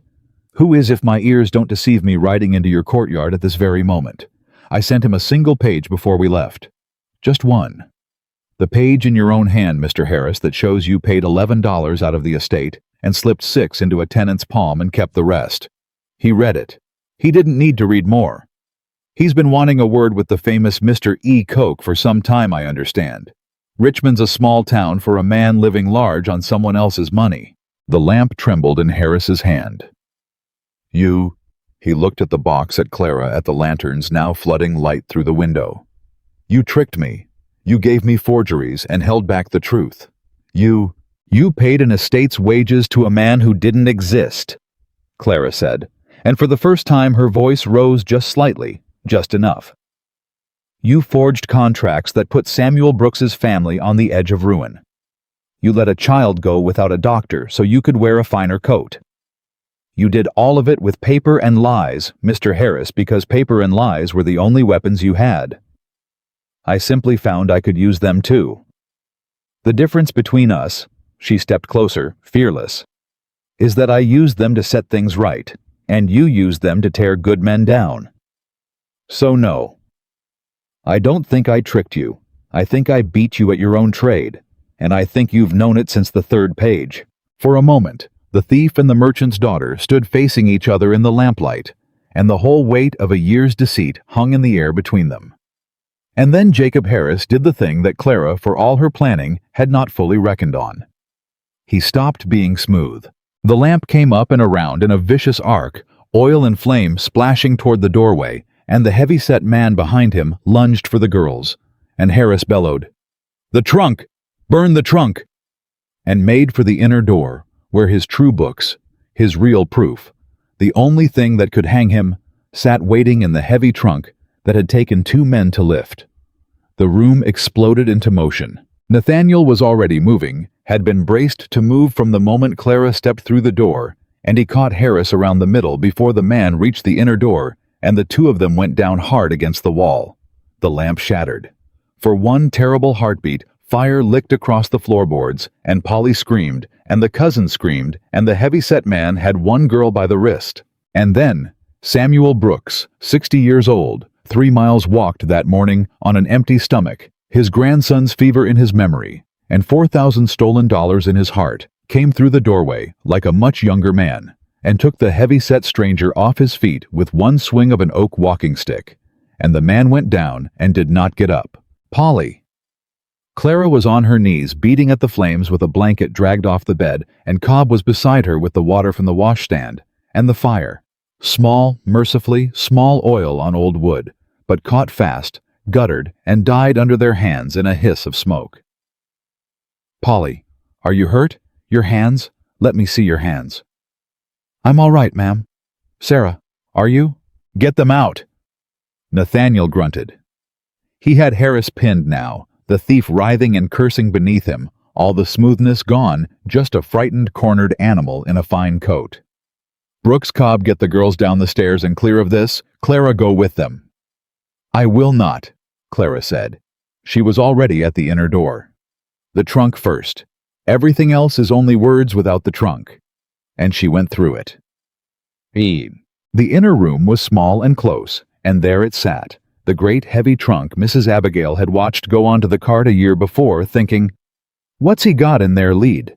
It was bound in iron and fitted with a lock the size of a man's fist, and it was, Clara saw at once, exactly what she had said. It would be a thief's true ledger, the second set of books. The real record a careful liar keeps because he trusts no one, not even his own accomplices. "It's locked," Eleanor said behind her, for Eleanor had come too. Of course she had, sweeping into the inn behind the magistrate's lanterns with her chin up and her brother's name on her tongue. "Clara, it's locked and Holloway's downstairs, and that man Harris will say the trunk's his private property, and unless we can open it lawfully—" "We don't open it," Clara said. "We don't touch it. We do better than open it." She turned. "We bring the magistrate up here and we open it in front of him, lawful, witnessed, with the thief himself in the room. so there can never be one whisper that we put anything in that trunk that wasn't already there." She raised her voice toward the stair. "Magistrate Holloway. Up here, if you please. There's a trunk wants opening, and a great many witnesses to see it done." And so it was that Magistrate Holloway, a stout, gray, irritable man, who had been roused from his supper and ridden 2 hours in the dark, and was in no mood for nonsense, came up the narrow stairs of the Three Bells to find a small fire freshly drowned, 2 weeping girls, a stranger laid out cold on the floor, the master of Carter Manor kneeling on a struggling thief, and a plain-dressed young woman standing beside a locked iron trunk as calm as if she were waiting to be served tea. "In the name of all that's holy," Holloway said, "what is happening in this house?" "Theft, sir," Clara said. $4,200 of it from the Carter estate over 2 years. The thief is under my husband's knee. The proof, I believe, is in this trunk. And I have not touched it, nor has anyone, and I should be very glad if you would open it yourself, so that no man can ever say the evidence was tampered with." Holloway looked at her a long moment. He looked at the page she had sent him still folded in his own breast pocket. He looked at Jacob Harris, who had gone suddenly calculatingly still beneath Nathaniel's weight. "That trunk is my private property," Harris said in a wholly different voice, reasonable now aggrieved the voice of a wronged man. "Magistrate, these people have assaulted me in my own lodgings, set a fire broken in. I am a private gentleman lately steward to Mr. Carter, dismissed without cause when I uncovered his mismanagement of his own affairs. This is revenge, sir, pure and simple. A grief-mad master and his scheming wife trying to pin their own ruin on an honest man. You'll find nothing in that trunk but my personal papers, and you've no right to—" "He's good," Eleanor murmured. "Lord, he's good. He had it ready." "He had it ready for my brother," Clara murmured back. "Alone, in a temper, with no proof. He didn't have it ready for a magistrate, a witness trunk and a forged box that's already proven he'll lie about what's in the records."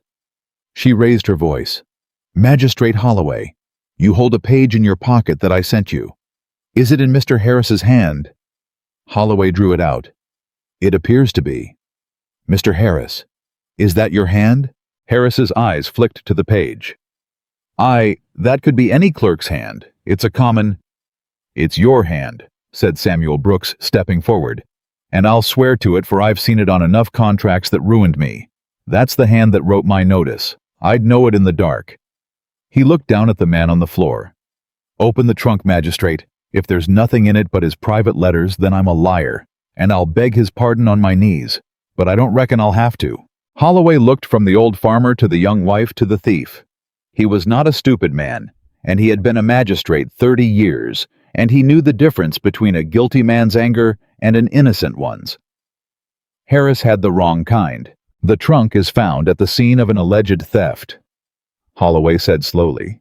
"In the possession of the alleged thief, who is, I observe, presently being restrained for setting a fire in a building full of people. I believe that gives me grounds enough to look inside it. Mr. Harris, where is the key?" "I won't give it to you." "You've no right." "Then we'll do without it." Holloway nodded to Cobb. "Break the lock." "No." Harris bucked under Nathaniel's weight, all pretense gone again. "No, you can't. That's mine.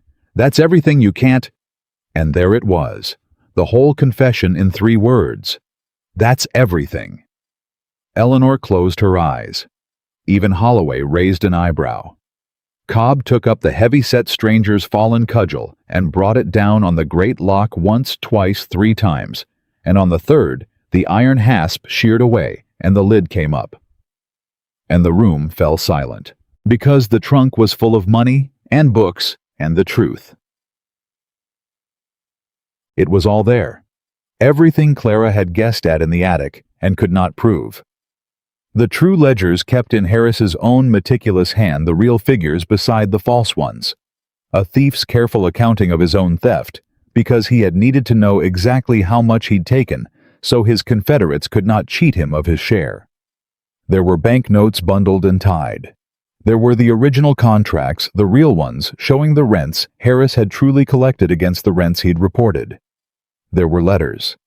And there, near the bottom, in a packet tied with string, There was something Clara had not expected at all. Holloway lifted the true ledger to the lamplight and read for a long moment, his face growing grimmer by the line.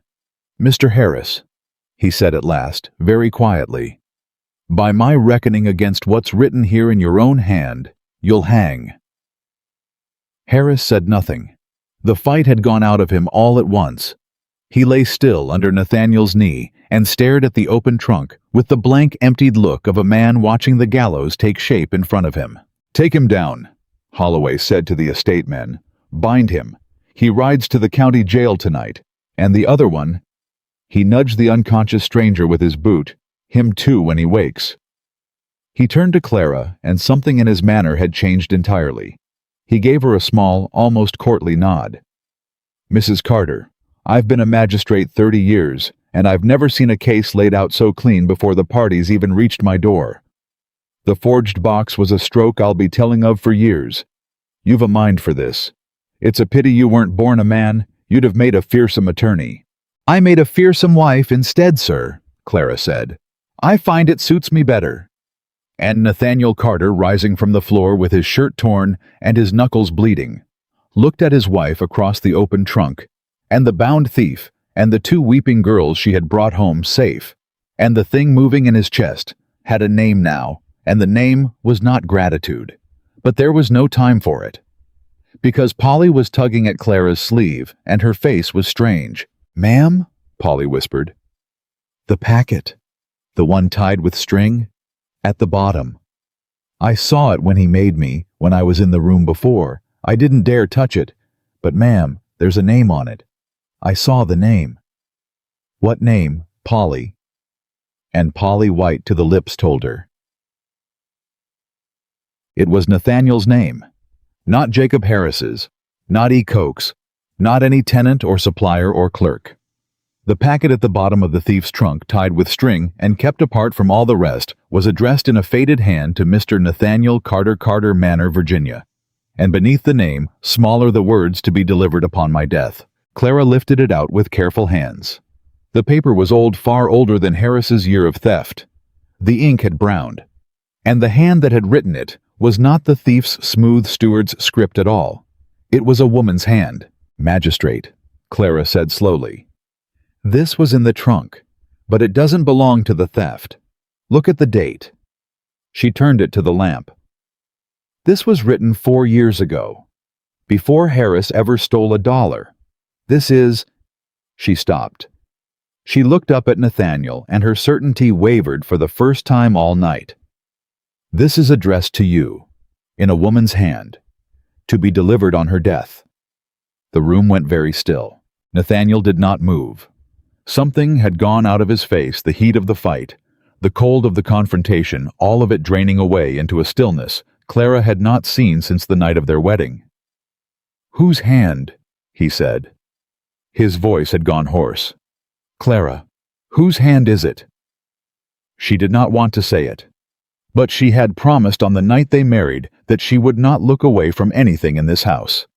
So she did not look away now. "I think it's Margaret's," she said softly. "I think it's your first wife's hand, Mr. Carter, and I think Jacob Harris had it for 4 years and never gave it to you." Nathaniel Carter crossed the room like a man walking through deep water.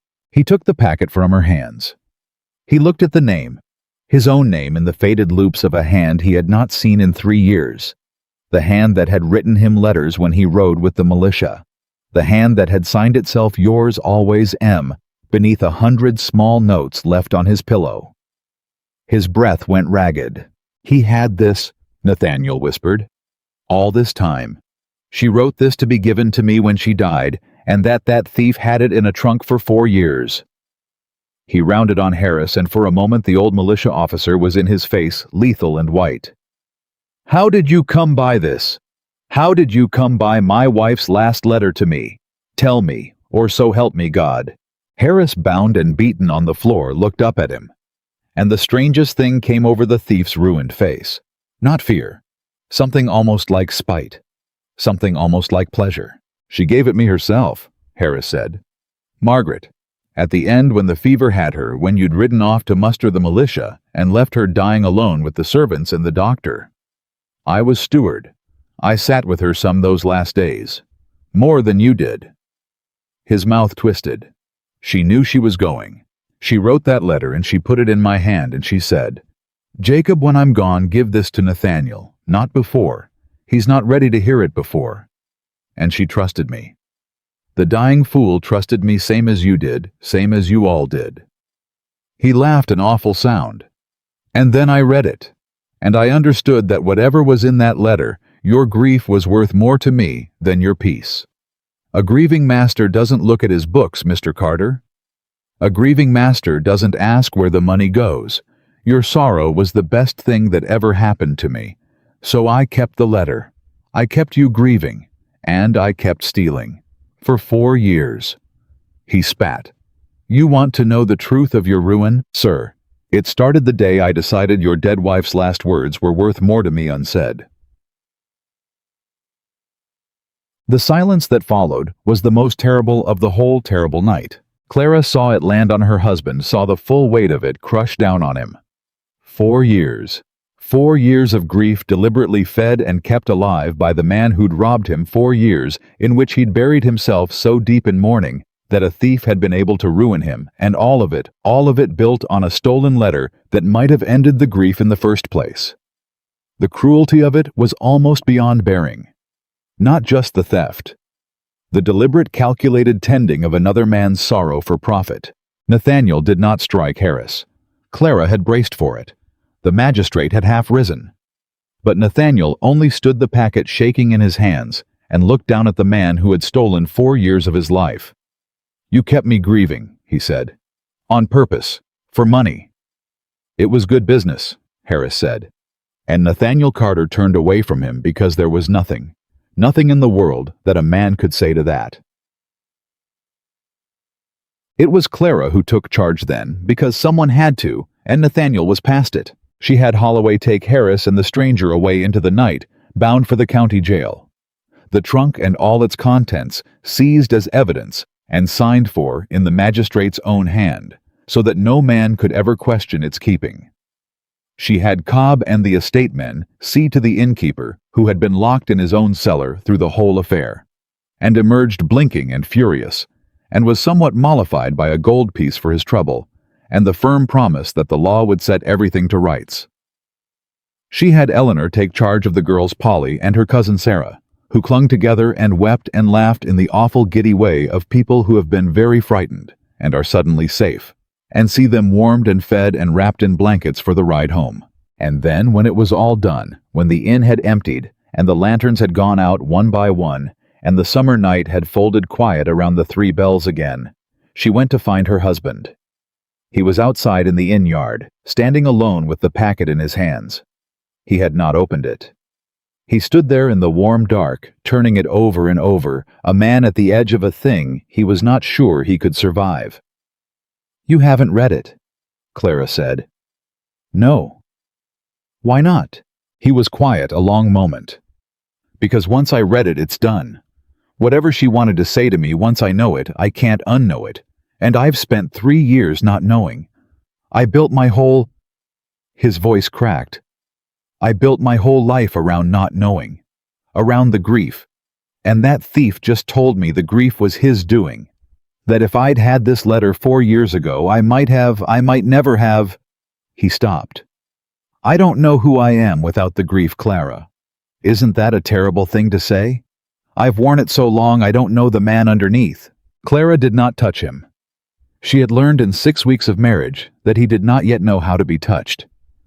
But she stood close in the dark and she gave him the only thing she had, which was the truth. My father wore his shame like that, she said. At the end, after the ships went down after the debts, he wrapped himself in it.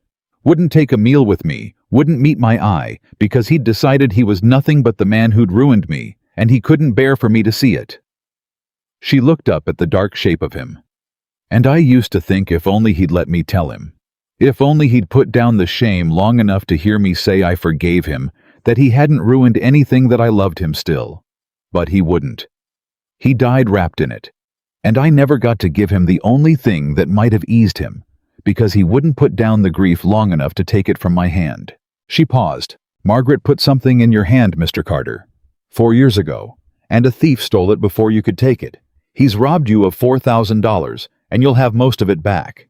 But he robbed you of this too, of whatever your wife wanted you to have, and that you can't get back unless you open it. You don't have to read it tonight. You don't have to read it ever. But don't let Jacob Harris keep it from you one day longer than he already has. Don't let the thief win that too." Nathaniel stood very still. And then, in the warm dark of the inn yard with his wife beside him, and a thief on the road to the gallows behind him, Nathaniel Carter broke the string and opened his first wife's last letter, and read it by the light of a single lantern. Clara did not look.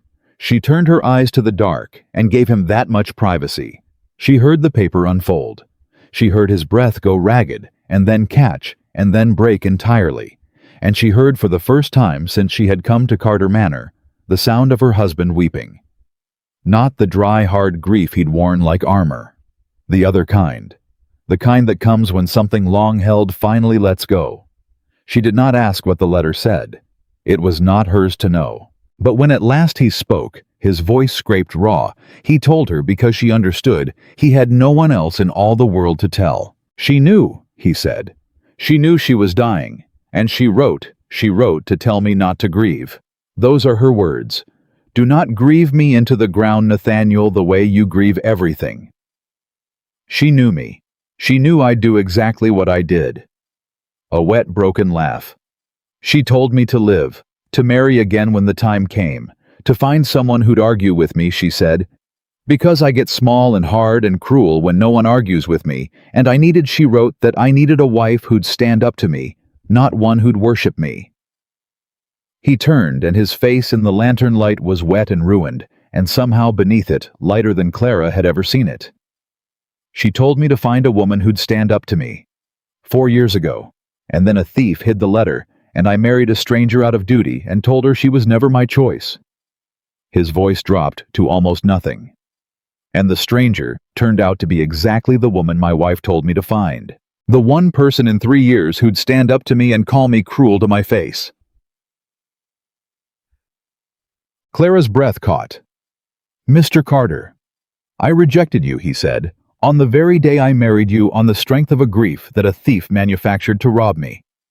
And the woman I rejected is the only reason I'm not ruined, and the only person who ever told me the truth, and the exact woman Margaret begged me to find."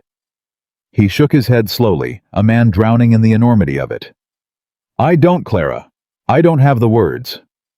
I don't know how a man begins to make right something like this." And Clara Whitmore, who had ridden through the dark to save a housemaid who had out-cheated a cheat, and laid a $4,000 theft bare before a magistrate who had not wept once since the night her husband told her she was nothing, found that her own eyes had filled. "You don't make it right tonight," she said softly. "You don't make a thing like this right in a night or with words. My father taught me that too."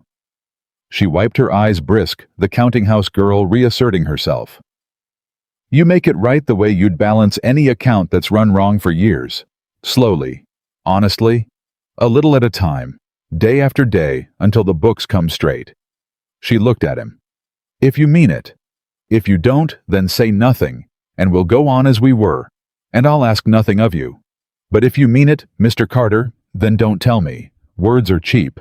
Even Samuel Brooks knows that. Show me, over time. Let your actions finish what your words began." For a long moment, Nathaniel Carter looked at his wife in the lantern light, at the woman his first wife had told him to find, the woman he had wronged in the same hour he had wed her, the woman who had just handed him back his own life and asked for nothing but the truth. He did not say "I love you." It was far too soon, and they both knew it, and Clara would not have believed it if he had. He said something better. He folded Margaret's letter and put it carefully over his heart.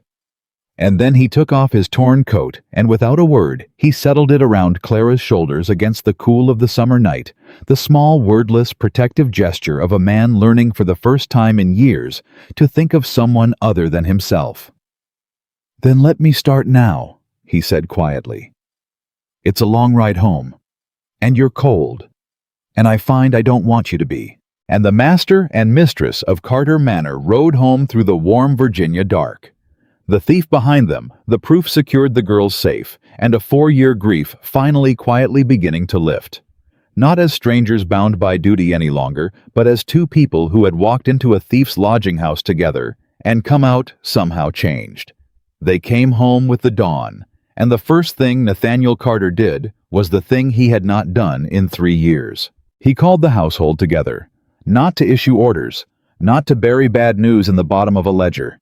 He stood in the great hall where he had once told his bride she was never his choice, and he gathered every soul under his roof, the maids, the footmen, the kitchen staff, Mrs. Abigail with her flour-dusted apron, Cobb with the road still on his boots, and he told them the truth. "You've all been cheated," he said. "Every one of you who came up short on a wage these 2 years past, every one of you who watched this house go to seed and wondered if the master had lost his wits along with his wife. You were right to wonder. I had lost something. I let a thief rob you blind because I was too deep in my own grief to lift my head and see it." He paused, and his voice was not steady, but he did not look away from them. "That ends today. Every dollar Jacob Harris took from your wages will be returned to you with interest this week. I've the proof now of exactly what was owed and exactly what you got, and the difference is yours. It was always yours. I'm only sorry it took a stranger from Boston to find it when I couldn't be bothered to look." A murmur went through the hall. Mrs. Abigail had her hand pressed to her mouth again, and from the back, old enough and bold enough to speak where the younger servants dared not, a gray-headed footman named Tom called out, "And the lady, sir, Mrs. Carter. Is it true what they're saying, that she went into a thief's house in the dark to bring our Polly home?" Nathaniel turned. Clara stood at the edge of the gathering, having tried and failed to remain unnoticed. "It's true," Nathaniel said. "Then begging your pardon, sir," said Tom, "but 3 cheers for the mistress and the devil take anyone who says otherwise." And the great hall of Carter Manor, which had received Clara Whitmore 6 weeks before in cold silence, which had watched her humiliated by its master and dismissed by his sister, rang to the rafters with the cheers of every servant in the house, while the woman they cheered stood scarlet and astonished and did not know where to look. Nathaniel watched her, and he thought, that is the sound of a house deciding it has a mistress. And he found he was glad of it in a way that had nothing to do with the money he'd recovered or the thief he'd caught. But the cheering had not yet died when Cobb came through the door breathless with a letter in his hand and his face gone tight. "Sir," he said, "Ryder just came, from the county seat. It's from Holloway, about Harris." The hall went quiet. Nathaniel took the letter. He read it. And Clara, watching his face, saw the gladness drain out of it as surely as if someone had pulled a plug. "What is it?" she said, crossing to him. "Nathaniel, what's happened?" He handed her the letter without a word, and Clara read in Magistrate Holloway's hasty hand that Jacob Harris had not gone quietly to the gallows that the evidence promised. That overnight in his cell, the thief had begun to talk. That he had begun to name names, and the first name out of his mouth, the man he swore had been his partner in the whole long fraud, the man he claimed had drawn up half the forged contracts and taken half the stolen money, was a name that turned Clara's blood to ice. It was the name of a Boston merchant. It was the name of her father. "It's a lie," Clara said. She said it 3 times in 3 different voices, and each one was less certain than the last. They had withdrawn to the study. Clara, Nathaniel, and Eleanor and Holloway's letter lay on the desk between them like a live coal. The first time she said it with the flat conviction of a daughter who knew her father's heart. The second time, she said it as a woman beginning to do arithmetic she did not want to do. The third time she said it to the window to no one, and it came out very small. "Clara." Nathaniel's voice was gentle. "Sit down. He's a liar, Nathaniel. Harris is a liar caught dead to rights facing the rope, and now he'll say anything, name anyone to muddy the water and buy himself time. He's heard my name in his own house from his spy. He knows who built the case against him. Of course he names my father. It's the cruelest, cleverest thing he could do, and we both know he's both cruel and clever." She turned. "It's a lie. It has to be." "It probably is," Eleanor said quietly, But Clara Holloway has to investigate it. He can't simply dismiss a sworn statement however he came by it. And if Harris claims your father drew up contracts... My father was a shipping merchant in Boston who never set foot in Virginia in his life, Clara said. How would he draw up a tenant contract for a plantation he'd never seen? By post, Eleanor said, and hated herself for saying it. Harris claims it was done by post. A Boston man with a head for figures and a desperate need for money, drawing up papers from a distance, taking his cut by bank draft. It's Clara. I'm sorry, but it's not impossible. Your father was bankrupt. He was desperate. He had exactly the skill it would take. And the timing? She stopped. What about the timing? Eleanor looked at her, and there was real pity in her face. The fraud started 2 years ago.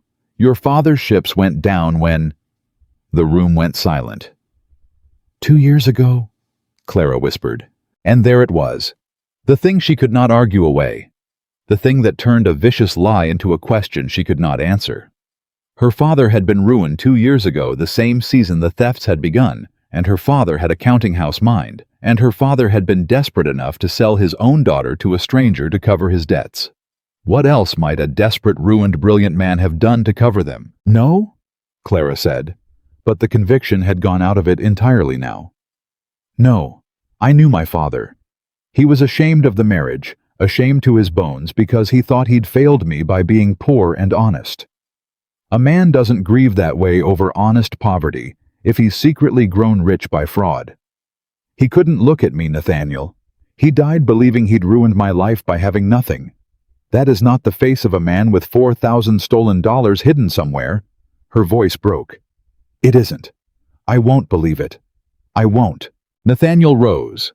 He came around the desk and stood before her, and for the first time, he did the thing he had been learning to do. He reached out slowly, giving her every chance to step away, and he took both her hands in his. Then we'll prove it isn't, he said. She looked up at him. You spent 6 weeks proving a thief stole from me when the whole county said I'd ruined myself, Nathaniel said. You took nothing but old paper and a counting house mind, and you laid the truth bare. So now we do it again, for your father. If he's innocent, and I believe you when you say he was Clara, I believe you, then the truth is in the paper somewhere, the same as it always is. The bank drafts, the dates, the hand the contracts were written in. A lie this size leaves a trail, and you're the best in Virginia at following one. His hands tightened on hers. Harris tried to ruin me by hiding the truth. He'll not ruin your father by inventing one. Not while I've a breath in my body and you've a head on your shoulders. We'll clear his name. Together. I owe you that much and a great deal more. Clara stared at him. At the man who had told her 6 weeks ago that she was never his choice, now standing before her, holding her hands, swearing to defend the honor of the bankrupt father who'd married her off like a debt to be settled. You'd do that, she said. For a man you never met. A bankrupt merchant who handed you his daughter to pay his bills. I'd do it, Nathaniel said, for the woman that bankrupt merchant raised, who turned out to be worth more than this whole estate. He let go of one of her hands but kept the other. Now, where do we start? And Clara. Whitmore wiped her eyes and squared her shoulders and became in the space of a breath her father's daughter again. We start, she said, with the contracts in that trunk, the ones Harris claims my father drew up by post. Because if my father never wrote them, then the hand will prove it, Eleanor finished. The hand will prove it, Clara agreed. A man's hand is as good as his face, Miss Carter. I'd know my father's writing among 10,000. And if those contracts are in any hand but his, then Jacob Harris has hanged himself twice over, once for the theft and once for the lie. She was already moving for the door. Send to Holloway. Tell him we're coming to examine the evidence. Tell him to have my father's name written nowhere on the jail books until we've seen those contracts with our own eyes. And tell him... She paused. Tell him the woman who caught Jacob Harris isn't finished with him yet. Shatters. They rode to the county seat that same afternoon, and Magistrate Holloway received them in his chambers with the trunk's evidence spread across a long table under his careful witnessed guard. I'll be plain with you, Mrs. Carter, Holloway said. I don't like it, Harris began naming names the moment the jail door shut on him, and a man who names names to save his neck is a man whose word I'd not trust to tell me the day of the week. But the law's the law. He's made a sworn accusation against one Thomas Whitmore of Boston, lately deceased. I'm bound to look into it. And if the contracts bear out his story. They won't, Clara said. May I see them? Holloway gestured to the table. They're yours to examine. I'll witness everything you touch. Take whatever time you need. Clara sat. She drew the lamp close, and she began to work the way her father had taught her, slowly, methodically, the world narrowing to ink and paper, and the small, honest truths that men forget to hide. She found the forged contracts first. A dozen of them, the cruel ones, the ones that had doubled Samuel Brooks' rent and put 5 families on the edge of ruin. She studied the hand that had written them, and her own hand holding the page began to tremble, but not with fear, with recognition. This isn't my father's hand, she said. Are you certain? Holloway leaned in. A man can disguise. I'm certain.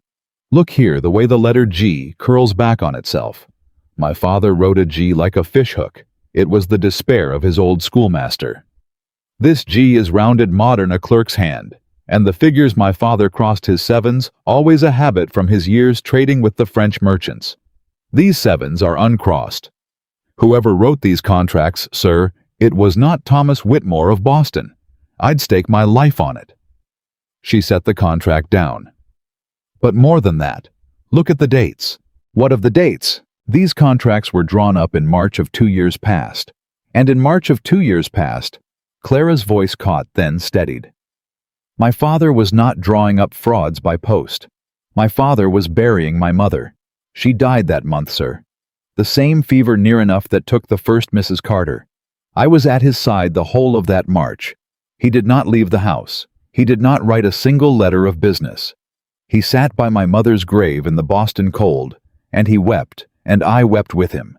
And there is a parson and a sexton, and half a congregation in Boston, who will swear to where Thomas Whitmore was that month.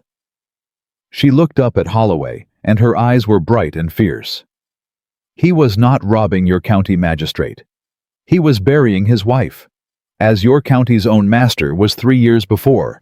2 grieving men, sir, 1,000 miles apart, and a thief who used both their sorrows to line his own pockets, and now tries to pin his crime on the deadest, quietest, most defenseless name he can find.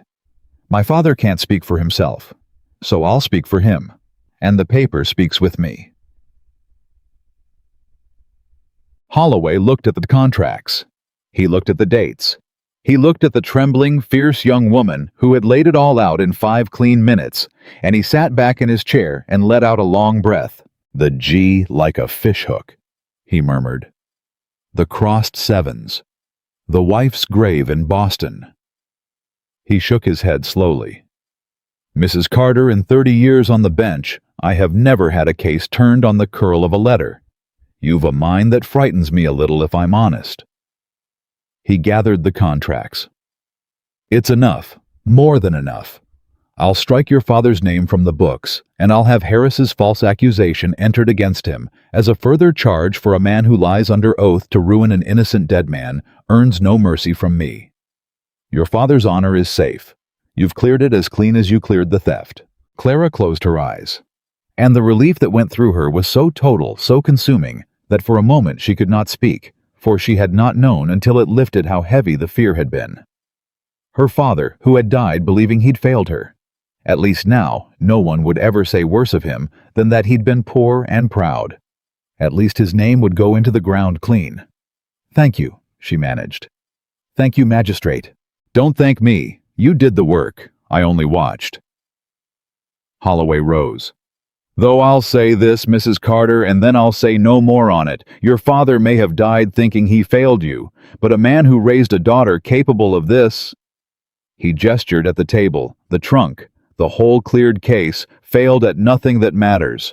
You're the proof of his life's work, whatever became of his ships. I hope wherever he is, somebody's told him so. Clara could not answer. She did not trust her voice. But Nathaniel, standing behind her, laid a hand on her shoulder, and he said quietly, the thing she could not, I'll tell him myself, at the grave. When this is done, I mean to ride to Boston and stand at Thomas Whitmore's grave and thank him for the only thing he had left to give, which turned out to be the finest thing any man ever gave me." His hand tightened. "I told his daughter she was never my choice. I was a fool, and worse than a fool. But I mean to spend the rest of my life proving him a better judge of what I needed than I ever was." Clara turned to look up at him, and in the magistrate's plain chambers, with a thief's stolen trunk between them and her father's name newly cleared. Something passed between Nathaniel and Clara Carter that neither of them had words for yet. Something that was not duty and was not gratitude, and was beginning slowly to look very much like the thing Margaret had told him to find. The weeks that followed were the busiest of Clara's life, and the happiest she had known since she was a girl in her father's counting house. The work of setting Carter Manor right was enormous, and she threw herself into it with a will.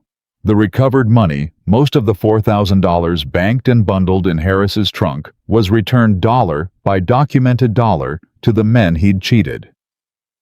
Clara handled every account herself, sitting at the great desk in the estate office that Nathaniel had, without a word, simply begun leaving open for her. The wages were made whole. The forged contracts were burned in the kitchen fire, with Samuel Brooks himself given the honor of throwing the last one into the flames. New contracts were drawn, fair ones this time, in Clara's own clear hand, read aloud to each tenant so that no man would ever again put his mark to a thing he could not read. And slowly the house began to live again. The roof was mended. The fences were raised. The sick horses were tended by a farrier Clara found, and paid out of the recovered funds. The barns were filled. The tenant cottages were repaired before the first one had even asked, because Clara had walked every inch of the estate with her ledger, and knew which families needed what before they knew to ask for it. But it was not the work that changed things between Nathaniel and Clara. It was the small things. It was the way he began to wait for her at breakfast, and would not begin until she came down. It was the way he asked her opinion on estate matters, really asked and listened, and more often than not, did as she advised. It was the morning she came in from the rain to find that he had without a word had a fire laid in her cold east wing room every single day since the night of the inn, so that she should never again return to a hearth gone dead. It was the evening he found her squinting over the accounts by a guttering candle, and the next day a dozen fine beeswax candles appeared on her desk with no note and no explanation. He never spoke of it. He was not she understood a man who knew how to speak of it, but he showed her day after day in 100 wordless ways exactly the thing he had promised in the inn-yard, that he meant to balance the account slowly, honestly, a little at a time until the books between them came straight. And Clara, who had sworn on the night of her wedding that she would never beg a man for love, found that she did not have to beg for anything at all. It was simply quietly being given. It was Eleanor who finally said it aloud. The two women had become, to the astonishment of both, something like friends, bound first by the catching of a thief, and then by the long work of mending a house, and Eleanor had revised every opinion she'd ever held of the Boston merchant's daughter so thoroughly that she could scarcely remember holding the old ones. They sat together one evening over the household books, and Eleanor watched Clara's face as Nathaniel passed the doorway, paused and looked in, just to see her just for a moment before moving on. "He's in love with you," Eleanor said. Clara's pen did not stop. "He's grateful to me. There's a difference. There is. And that wasn't gratitude. I've watched my brother 40 years. I watched him love Margaret, and I watched him bury her, and I watched him turn to stone for 3 years after. I know the man's whole heart by its weather." Eleanor set down her own pen. "And I'm telling you, Clara, that look just now was not a man counting a debt. That was a man who's found something he was certain he'd never have again, and is terrified of frightening it away by reaching for it too soon." Clara was quiet a moment. The pen had stopped now. "And if it is," she said slowly. "What then? I told him in the inn-yard that I'd not forgive him with words that he'd have to show me. And he has. He's shown me every day since. But I'm Eleanor. I'm afraid." It cost her to say it. She was not a woman who admitted to fear. I'm afraid that if I let myself believe it, and I'm wrong if it turns out to be guilt or gratitude or duty, dressed up as something warmer, then I'll have broken the one promise I made myself. I'll have begged. I'll have hoped for a man's love and been a fool for it the way I swore I never would. Her voice dropped. I'd rather have his respect forever than risk it for the chance of his heart and lose both. Eleanor looked at her for a long moment. My brother told you on your wedding day that you were never his choice, she said. Do you know what I think now? I think Margaret chose you for him 4 years ago in a letter he never got to read. I think she looked at the man she was leaving behind, and she knew the way wives know exactly what kind of woman could save him from himself. And I think the only mistake anyone made was letting a thief keep that letter for 4 years. She reached across the table and laid her hand over Clara's, the same gesture Clara had once made to Mrs. Abigail in the kitchen. You didn't beg for anything, Clara. You won it. Every bit of it with your own 2 hands and your own good mind. That's not begging. That's the opposite of begging. Let yourself have what you've earned. And Clara Whitmore, who had not let herself hope for anything in a very long time, felt something in her chest begin cautiously to unclench. It was 3 nights later that Jacob Harris reached out from his cell to ruin them all one last time. It came as a fire. Not at the manor at the courthouse in the county seat, in the very room where the seized trunk and all its evidence were held under lock and key, awaiting the trial that would hang Jacob Harris. A fire in the dead of night, deliberate, set by someone, and the cry went up too late. Cobb brought the word at dawn, gray-faced. The courthouse, sir. The records room. Burned to the studs in the night. They say a man was seen, a stranger say someone paid him to do it. The trunk, sir. The ledgers. The true contracts. The bank drafts. All of it. Clara felt the floor tilt under her. Gone. Nathaniel was on his feet. All of it. The evidence against Harris. Ash, sir, every page. Holloway's beside himself. Cobb swallowed. And, sir, there's worse. With the evidence gone, with no contracts, no ledgers, no proof in Harris's own hand, the lawyers are saying Harris might walk free. That without the trunk, it's only the word of a master and his wife against a steward's denial, the same as it ever was. They're saying he'll be released within the week. The study went silent. Everything they had done, the attic, the inn, the magistrate, the long weeks of mending, all of it, had rested on the proof in that trunk. And now the proof was ash burned by a man Harris had reached from his cell, and the thief who had stolen 4 years of Nathaniel's life and tried to blacken a dead man's name was about to walk free into the summer morning. Clara sat very still, and then slowly she began to smile. It was not a happy smile. It was her father's smile, the smile of the counting house, the smile of a mind that has been handed a problem and has already, in the space of a breath, seen 3 ways through it. Clara, Eleanor said, why on earth are you smiling? Because Jacob Harris, Clara said, has just made the same mistake twice. She rose and crossed to the great desk, and from a locked drawer, a drawer only she had the key to, she drew out a thick sheaf of papers, page after page after page, all in her own clear, fair hand. What is that? Nathaniel said. Copies, Clara said. Of everything. Every page in that trunk. Every ledger, every contract, every bank draft, every figure in Harris's own hand. She set the sheaf on the desk. I copied it all the week after the inn, while it sat under Holloway's guard. I told him it was for the estate's accounts to restore the records Harris had stolen, and he let me and witnessed it and signed each copy as a true and faithful transcription made in his presence. She looked up. Harris told my husband the night I tricked him, burn nothing copy. Nothing. He was so certain that the original was everything that if he could only destroy the trunk, the truth would die with it. He burned the trunk once and lost. So, now he's burned it again. Her smile widened, cold and bright. And he still doesn't understand. The truth was never in the paper, Mr. Harris. The paper only held it. The truth is in the copying, the witnessing, the dates, the dozen living men who saw that trunk opened and read what was inside.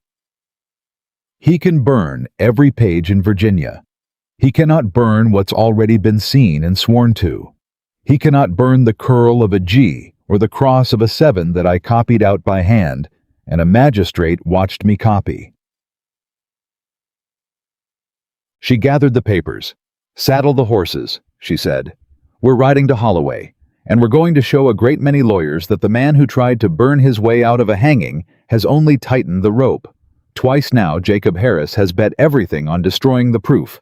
And twice now—" She looked at her husband, and the fierce, bright joy in her face was the most beautiful thing he had ever seen.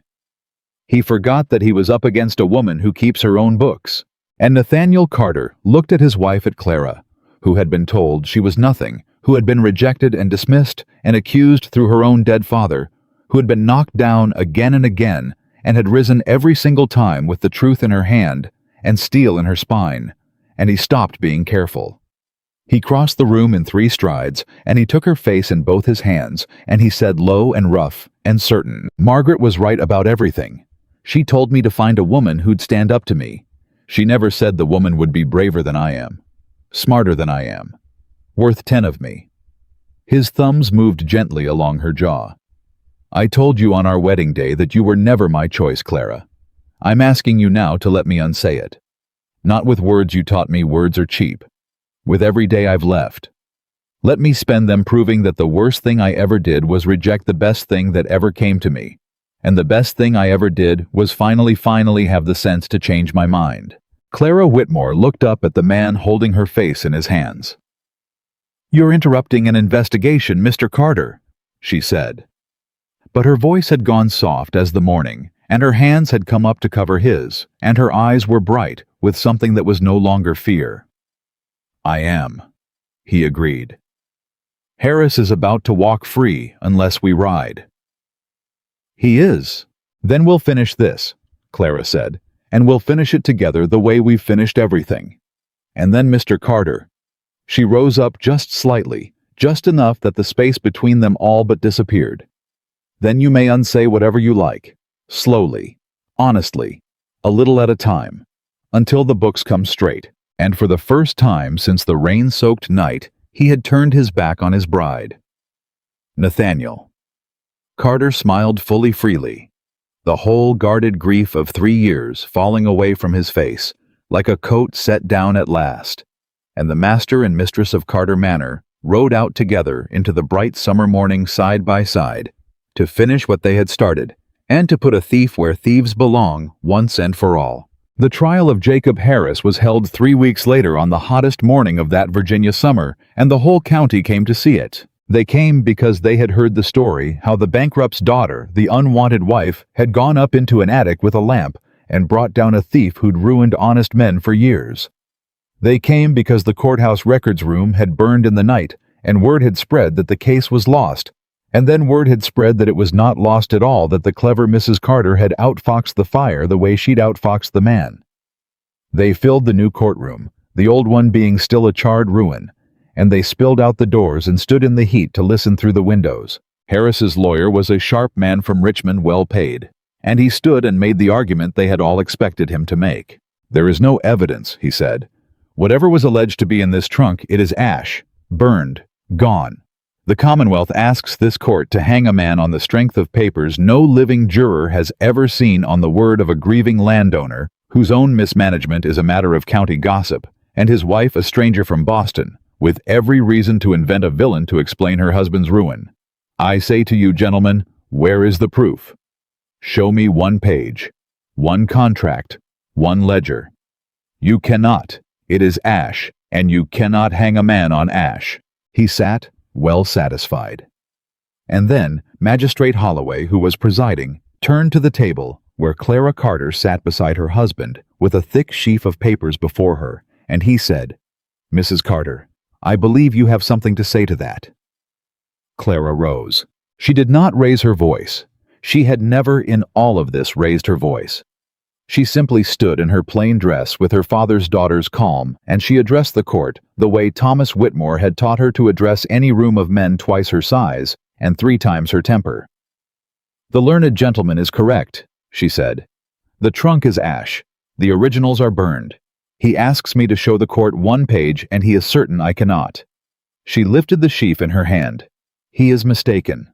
A murmur ran through the room. These are true and faithful copies of every document in that trunk, Clara said, made by my own hand the week after the trunk was seized in the chambers of Magistrate Holloway, witnessed by him and signed by him on each page, as a transcription made in his presence and certified true. The law of this Commonwealth. And here she glanced at Harris's lawyer, who had gone quite still. Holds that a certified copy witnessed by a magistrate stands as evidence where the original is lost or destroyed by no fault of the party offering it. I did not burn the trunk, sir. Your client did twice, and a man may not destroy the evidence against himself and then plead that the evidence does not exist. She turned to the jury. He told my husband the night we caught him copy nothing. He was so afraid of the copy that he never imagined I'd already made one. He bet his neck twice on burning paper.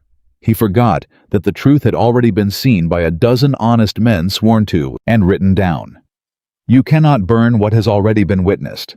You cannot unsay what a magistrate has already certified. The proof is not ash, gentlemen. The proof is in my hand, and it is in his own hand, within mine, the forged contracts, the false supplier, the stolen wages, every dollar copied out and sworn to before this court.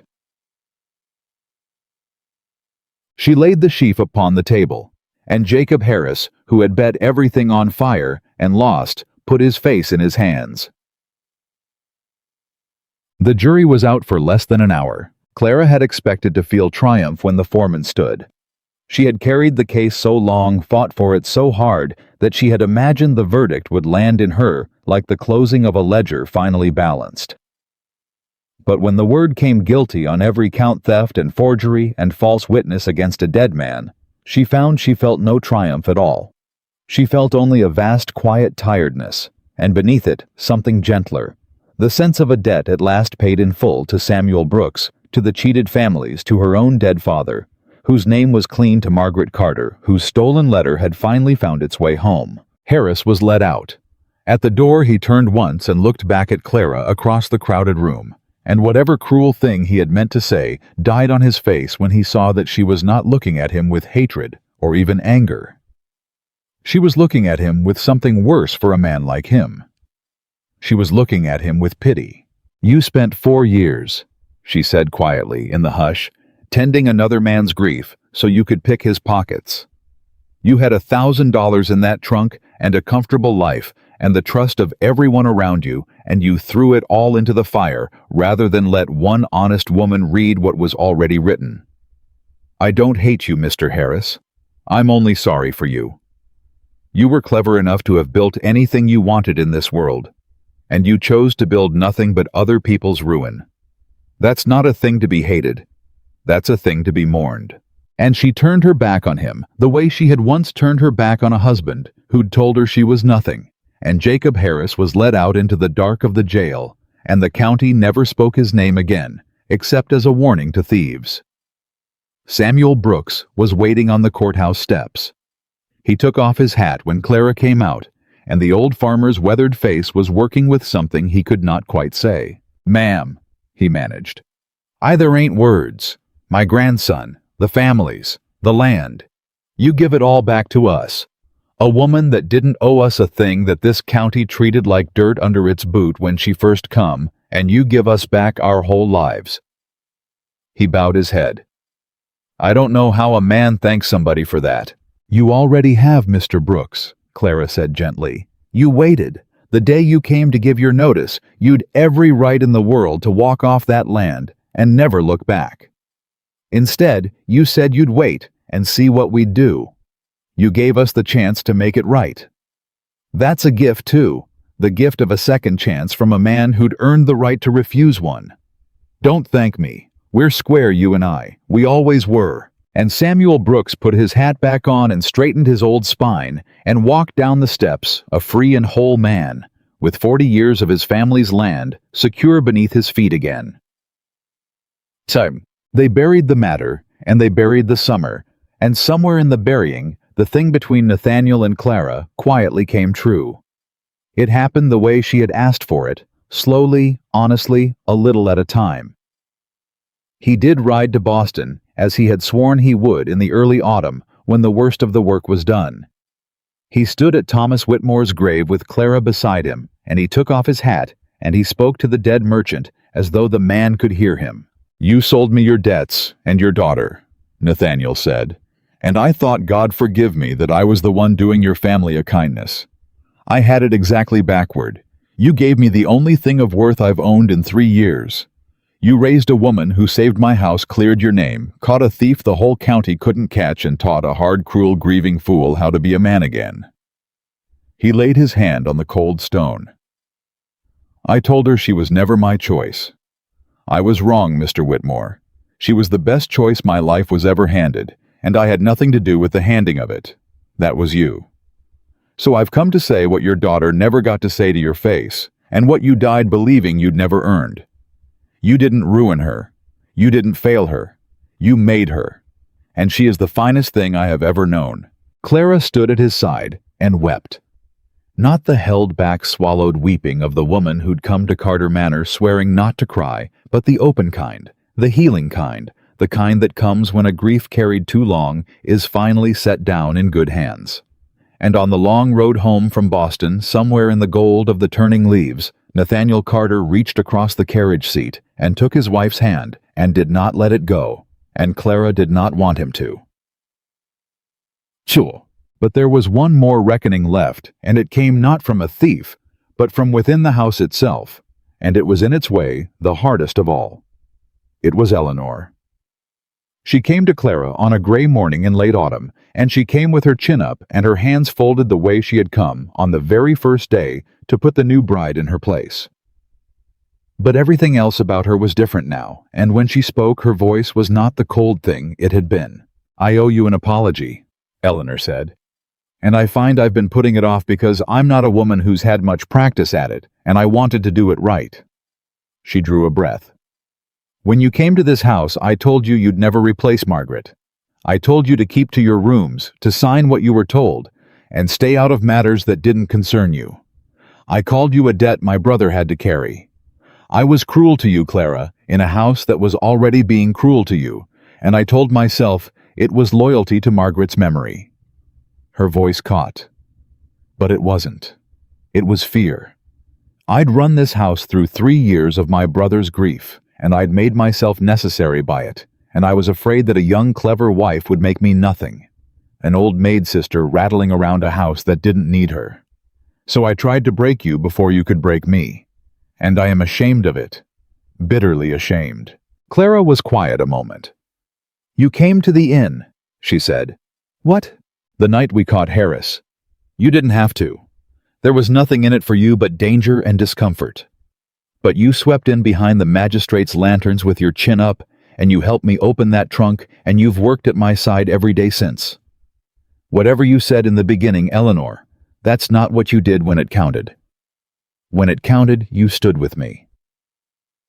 Clara reached out and took the older woman's folded hands, unfolding them gently. "You were afraid of being made nothing. I know that fear better than anyone alive. I came to this house with it stitched into my skin. So let me tell you the same thing your brother had to learn. You're not nothing. You never were. And there is room in this house. There is room in this family for both of us, and for Margaret's memory besides, because a house this size and a heart this size were never meant to hold only one woman." She smiled. "I don't want to replace you, Eleanor. I never did. I should be very glad of a sister. I've never had one."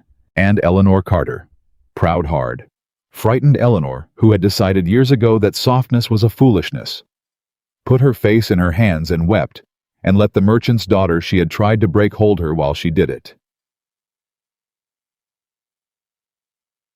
Spring came again to Carter Manor as spring does, and it found the estate transformed. The fields were green and full. The fences stood straight. The horses ran sleek and healthy in pastures that had gone to ruin a year before.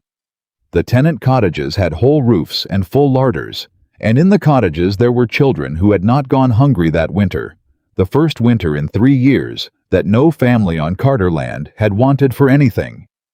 The wages came on time in full, counted out by the mistress's own hand. And the tenants, when they spoke of the estate, now did not speak of the grieving master who'd let it rot. They spoke of the lady who'd saved it. Clara had done more than save it. She had built something new from what she'd recovered, with the funds the court had ordered restored, and with Nathaniel's full and eager blessing, she had founded a small school in the old gatehouse, a place where the tenant children and the servants' children and any child on Carterland could learn their letters and their figures. She taught the figures herself 2 mornings a week, because she had not forgotten what it was to be a girl at her father's elbow, learning that a person who can keep her own books can never be cheated by anyone. She named it the Whitmore School for her father, so that the name he'd died believing was ruined would live on attached to the giving of light to children. And it was in the doorway of that school on a bright spring morning that the household finally heard Nathaniel Carter say the thing the whole county had been waiting to hear. He had come to walk Clara home from her teaching, as he had begun to do, and he stood watching her with the children a moment before she saw him. And when at last the children had run off to their dinners, and Clara turned and found him there, she saw on his face an expression she had never seen open, certain free of every shadow. "There's a thing I've been wanting to do," he said, "and I've been waiting to do it right, because the last time I had something to say to you in a doorway, I did it as wrong as a man can do a thing." He came toward her. "Will you walk with me to the old study? There's something there I want to give you." And Clara, her heart suddenly quick, walked with him back to Carter Manor, to the very room where 11 months before, on the night of their wedding, he had stood at the rain-soaked window with his back to her and told her she was never his choice. He let her in. He turned to face her. He did not stand at the window with his back turned as he had that first night. He stood before her full in the light and looked her in the eye. "The first time you entered this room," Nathaniel said, "I couldn't even look at you. I stood at that window like a coward, and I told you that you were never my choice, and you curtsied, and you said you understood, and you walked away, and I told myself I'd won." His voice roughened. "I'd lost everything that mattered, and didn't know it yet. I'd just turned my back on the best thing my life would ever hold, and I called it a victory because I was a man so deep in his own grief that he couldn't tell the difference between a wall and a tomb."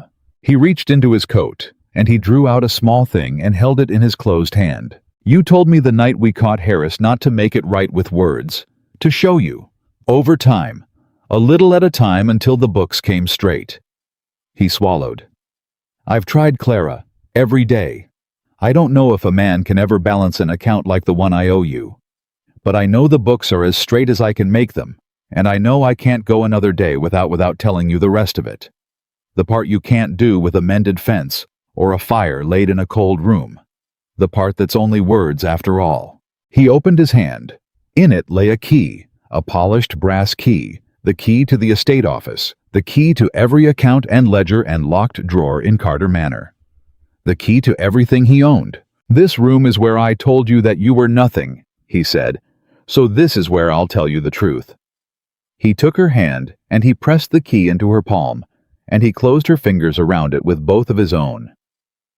"You are not a debt I married. You are not a stranger bound to me by duty. You are not the woman I had to take.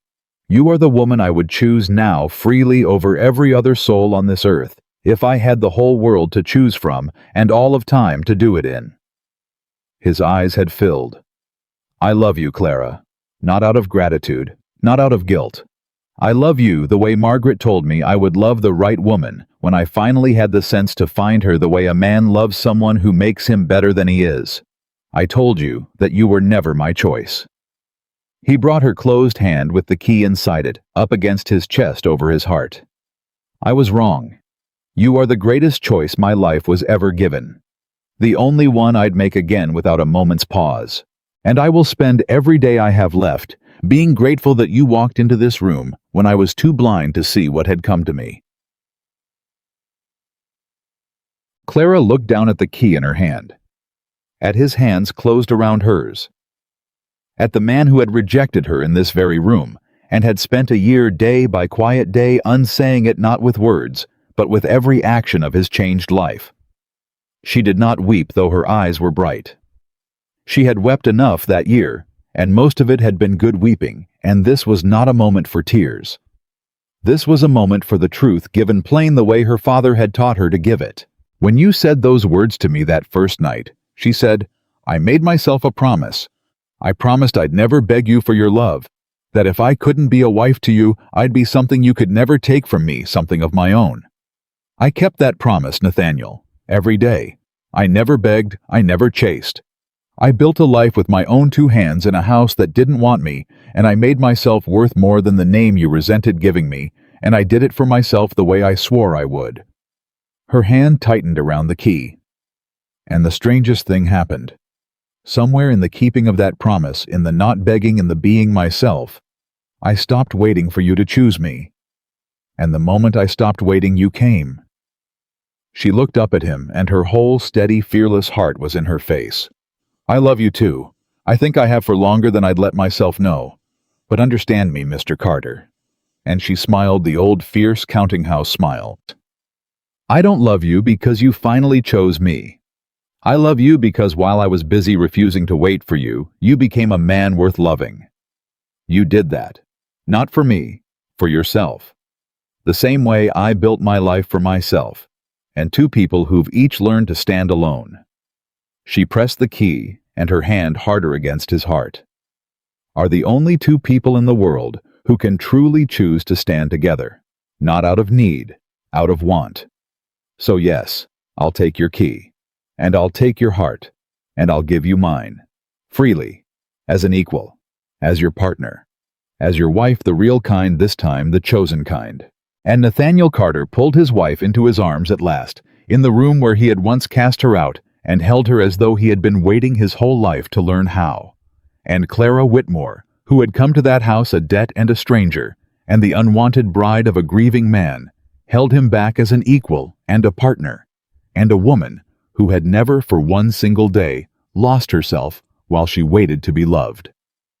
The wedding. They had never truly had, they had that spring. Not the cold arranged ceremony of duty, but a true one in the country chapel, with the whole estate gathered to witness it. Samuel Brooks gave Clara away in place of the father who could not, and he wept the whole way down the aisle, and was not ashamed of it. Eleanor stood as Clara's sister and Mrs. Abigail Turner cried into her good Sunday handkerchief, and Polly, who had gone into a thief's lodging house in the dark and come out a heroine, scattered spring flowers before the bride and grinned fit to split her face. And when the parson asked Nathaniel Carter whether he took this woman, the master of Carter Manor looked at his wife, at Clara, who had saved his house and his name and his very soul, and he did not say "I do." He said, "I choose her," and the chapel rang with it. Years passed as years do. The Whitmore School grew, and other estates copied it, and in time there was hardly a child on that stretch of Virginia who could not read his letters and keep his own honest books. Clara ran the Carter estate at her husband's side for 40 years, and under her hand it became the most prosperous and the most fairly run plantation in the county, a place men spoke of when they wanted to describe how a thing ought to be done. She never once let a tenant sign a paper he could not read. She never once let a wage come short. And every spring, on the anniversary of the day she had first walked into Carter Manor as an unwanted bride, she walked the whole estate from end to end, the way she had on that first lonely morning. Only now there was a hand in hers, the whole way, and a household that came out to greet her, and a name spoken with love in every cottage she passed. Nathaniel kept Margaret's letter all his life in a drawer of the old study, and he never grieved over it again, because the woman who'd written it had wanted only one thing for him, and that thing had come true. He told Clara once, when they were both old and gray, and sitting together in the spring sun, that he believed Margaret had chosen her, had reached out of the past through a stolen letter and a thief's long greed and a marriage made of debts to put into his hands the exact woman he needed. Clara had only smiled and said she didn't know about that. She only knew she'd built her own life with her own two hands and chosen freely to share it with him. And Nathaniel had laughed and said that was precisely what Margaret would have predicted she'd say. When at last the time came, they went within a season of each other, the way long-married people often do, and they were buried side by side beneath a single stone on a hill that looked out over the green and prosperous fields they had saved together. And the stone did not say beloved wife or devoted husband, or any of the things such stones usually say. It said by Clara's own instruction written years before, in her clear merchant's hand, "Here lie two people who each learned to stand alone and then chose to stand together." Because that was the truth of it. And Clara Whitmore had spent her whole life learning that the truth plainly told outlasts every lie a thief can build, and every cruelty a grief can speak. She had been told on the night of her wedding that she was never anyone's choice. She had answered only, "I understand," and curtsied and walked away. And then she had built a life so entirely her own that in the end the man who'd rejected her chose her freely. The county honored her. The children remembered her, and her father's name lived on in light. A woman's worth was never measured by the family she came from, or by the man who did or did not want her. It was measured by what she built with her own two hands when the whole world told her she was nothing. And Clara Whitmore had built everything.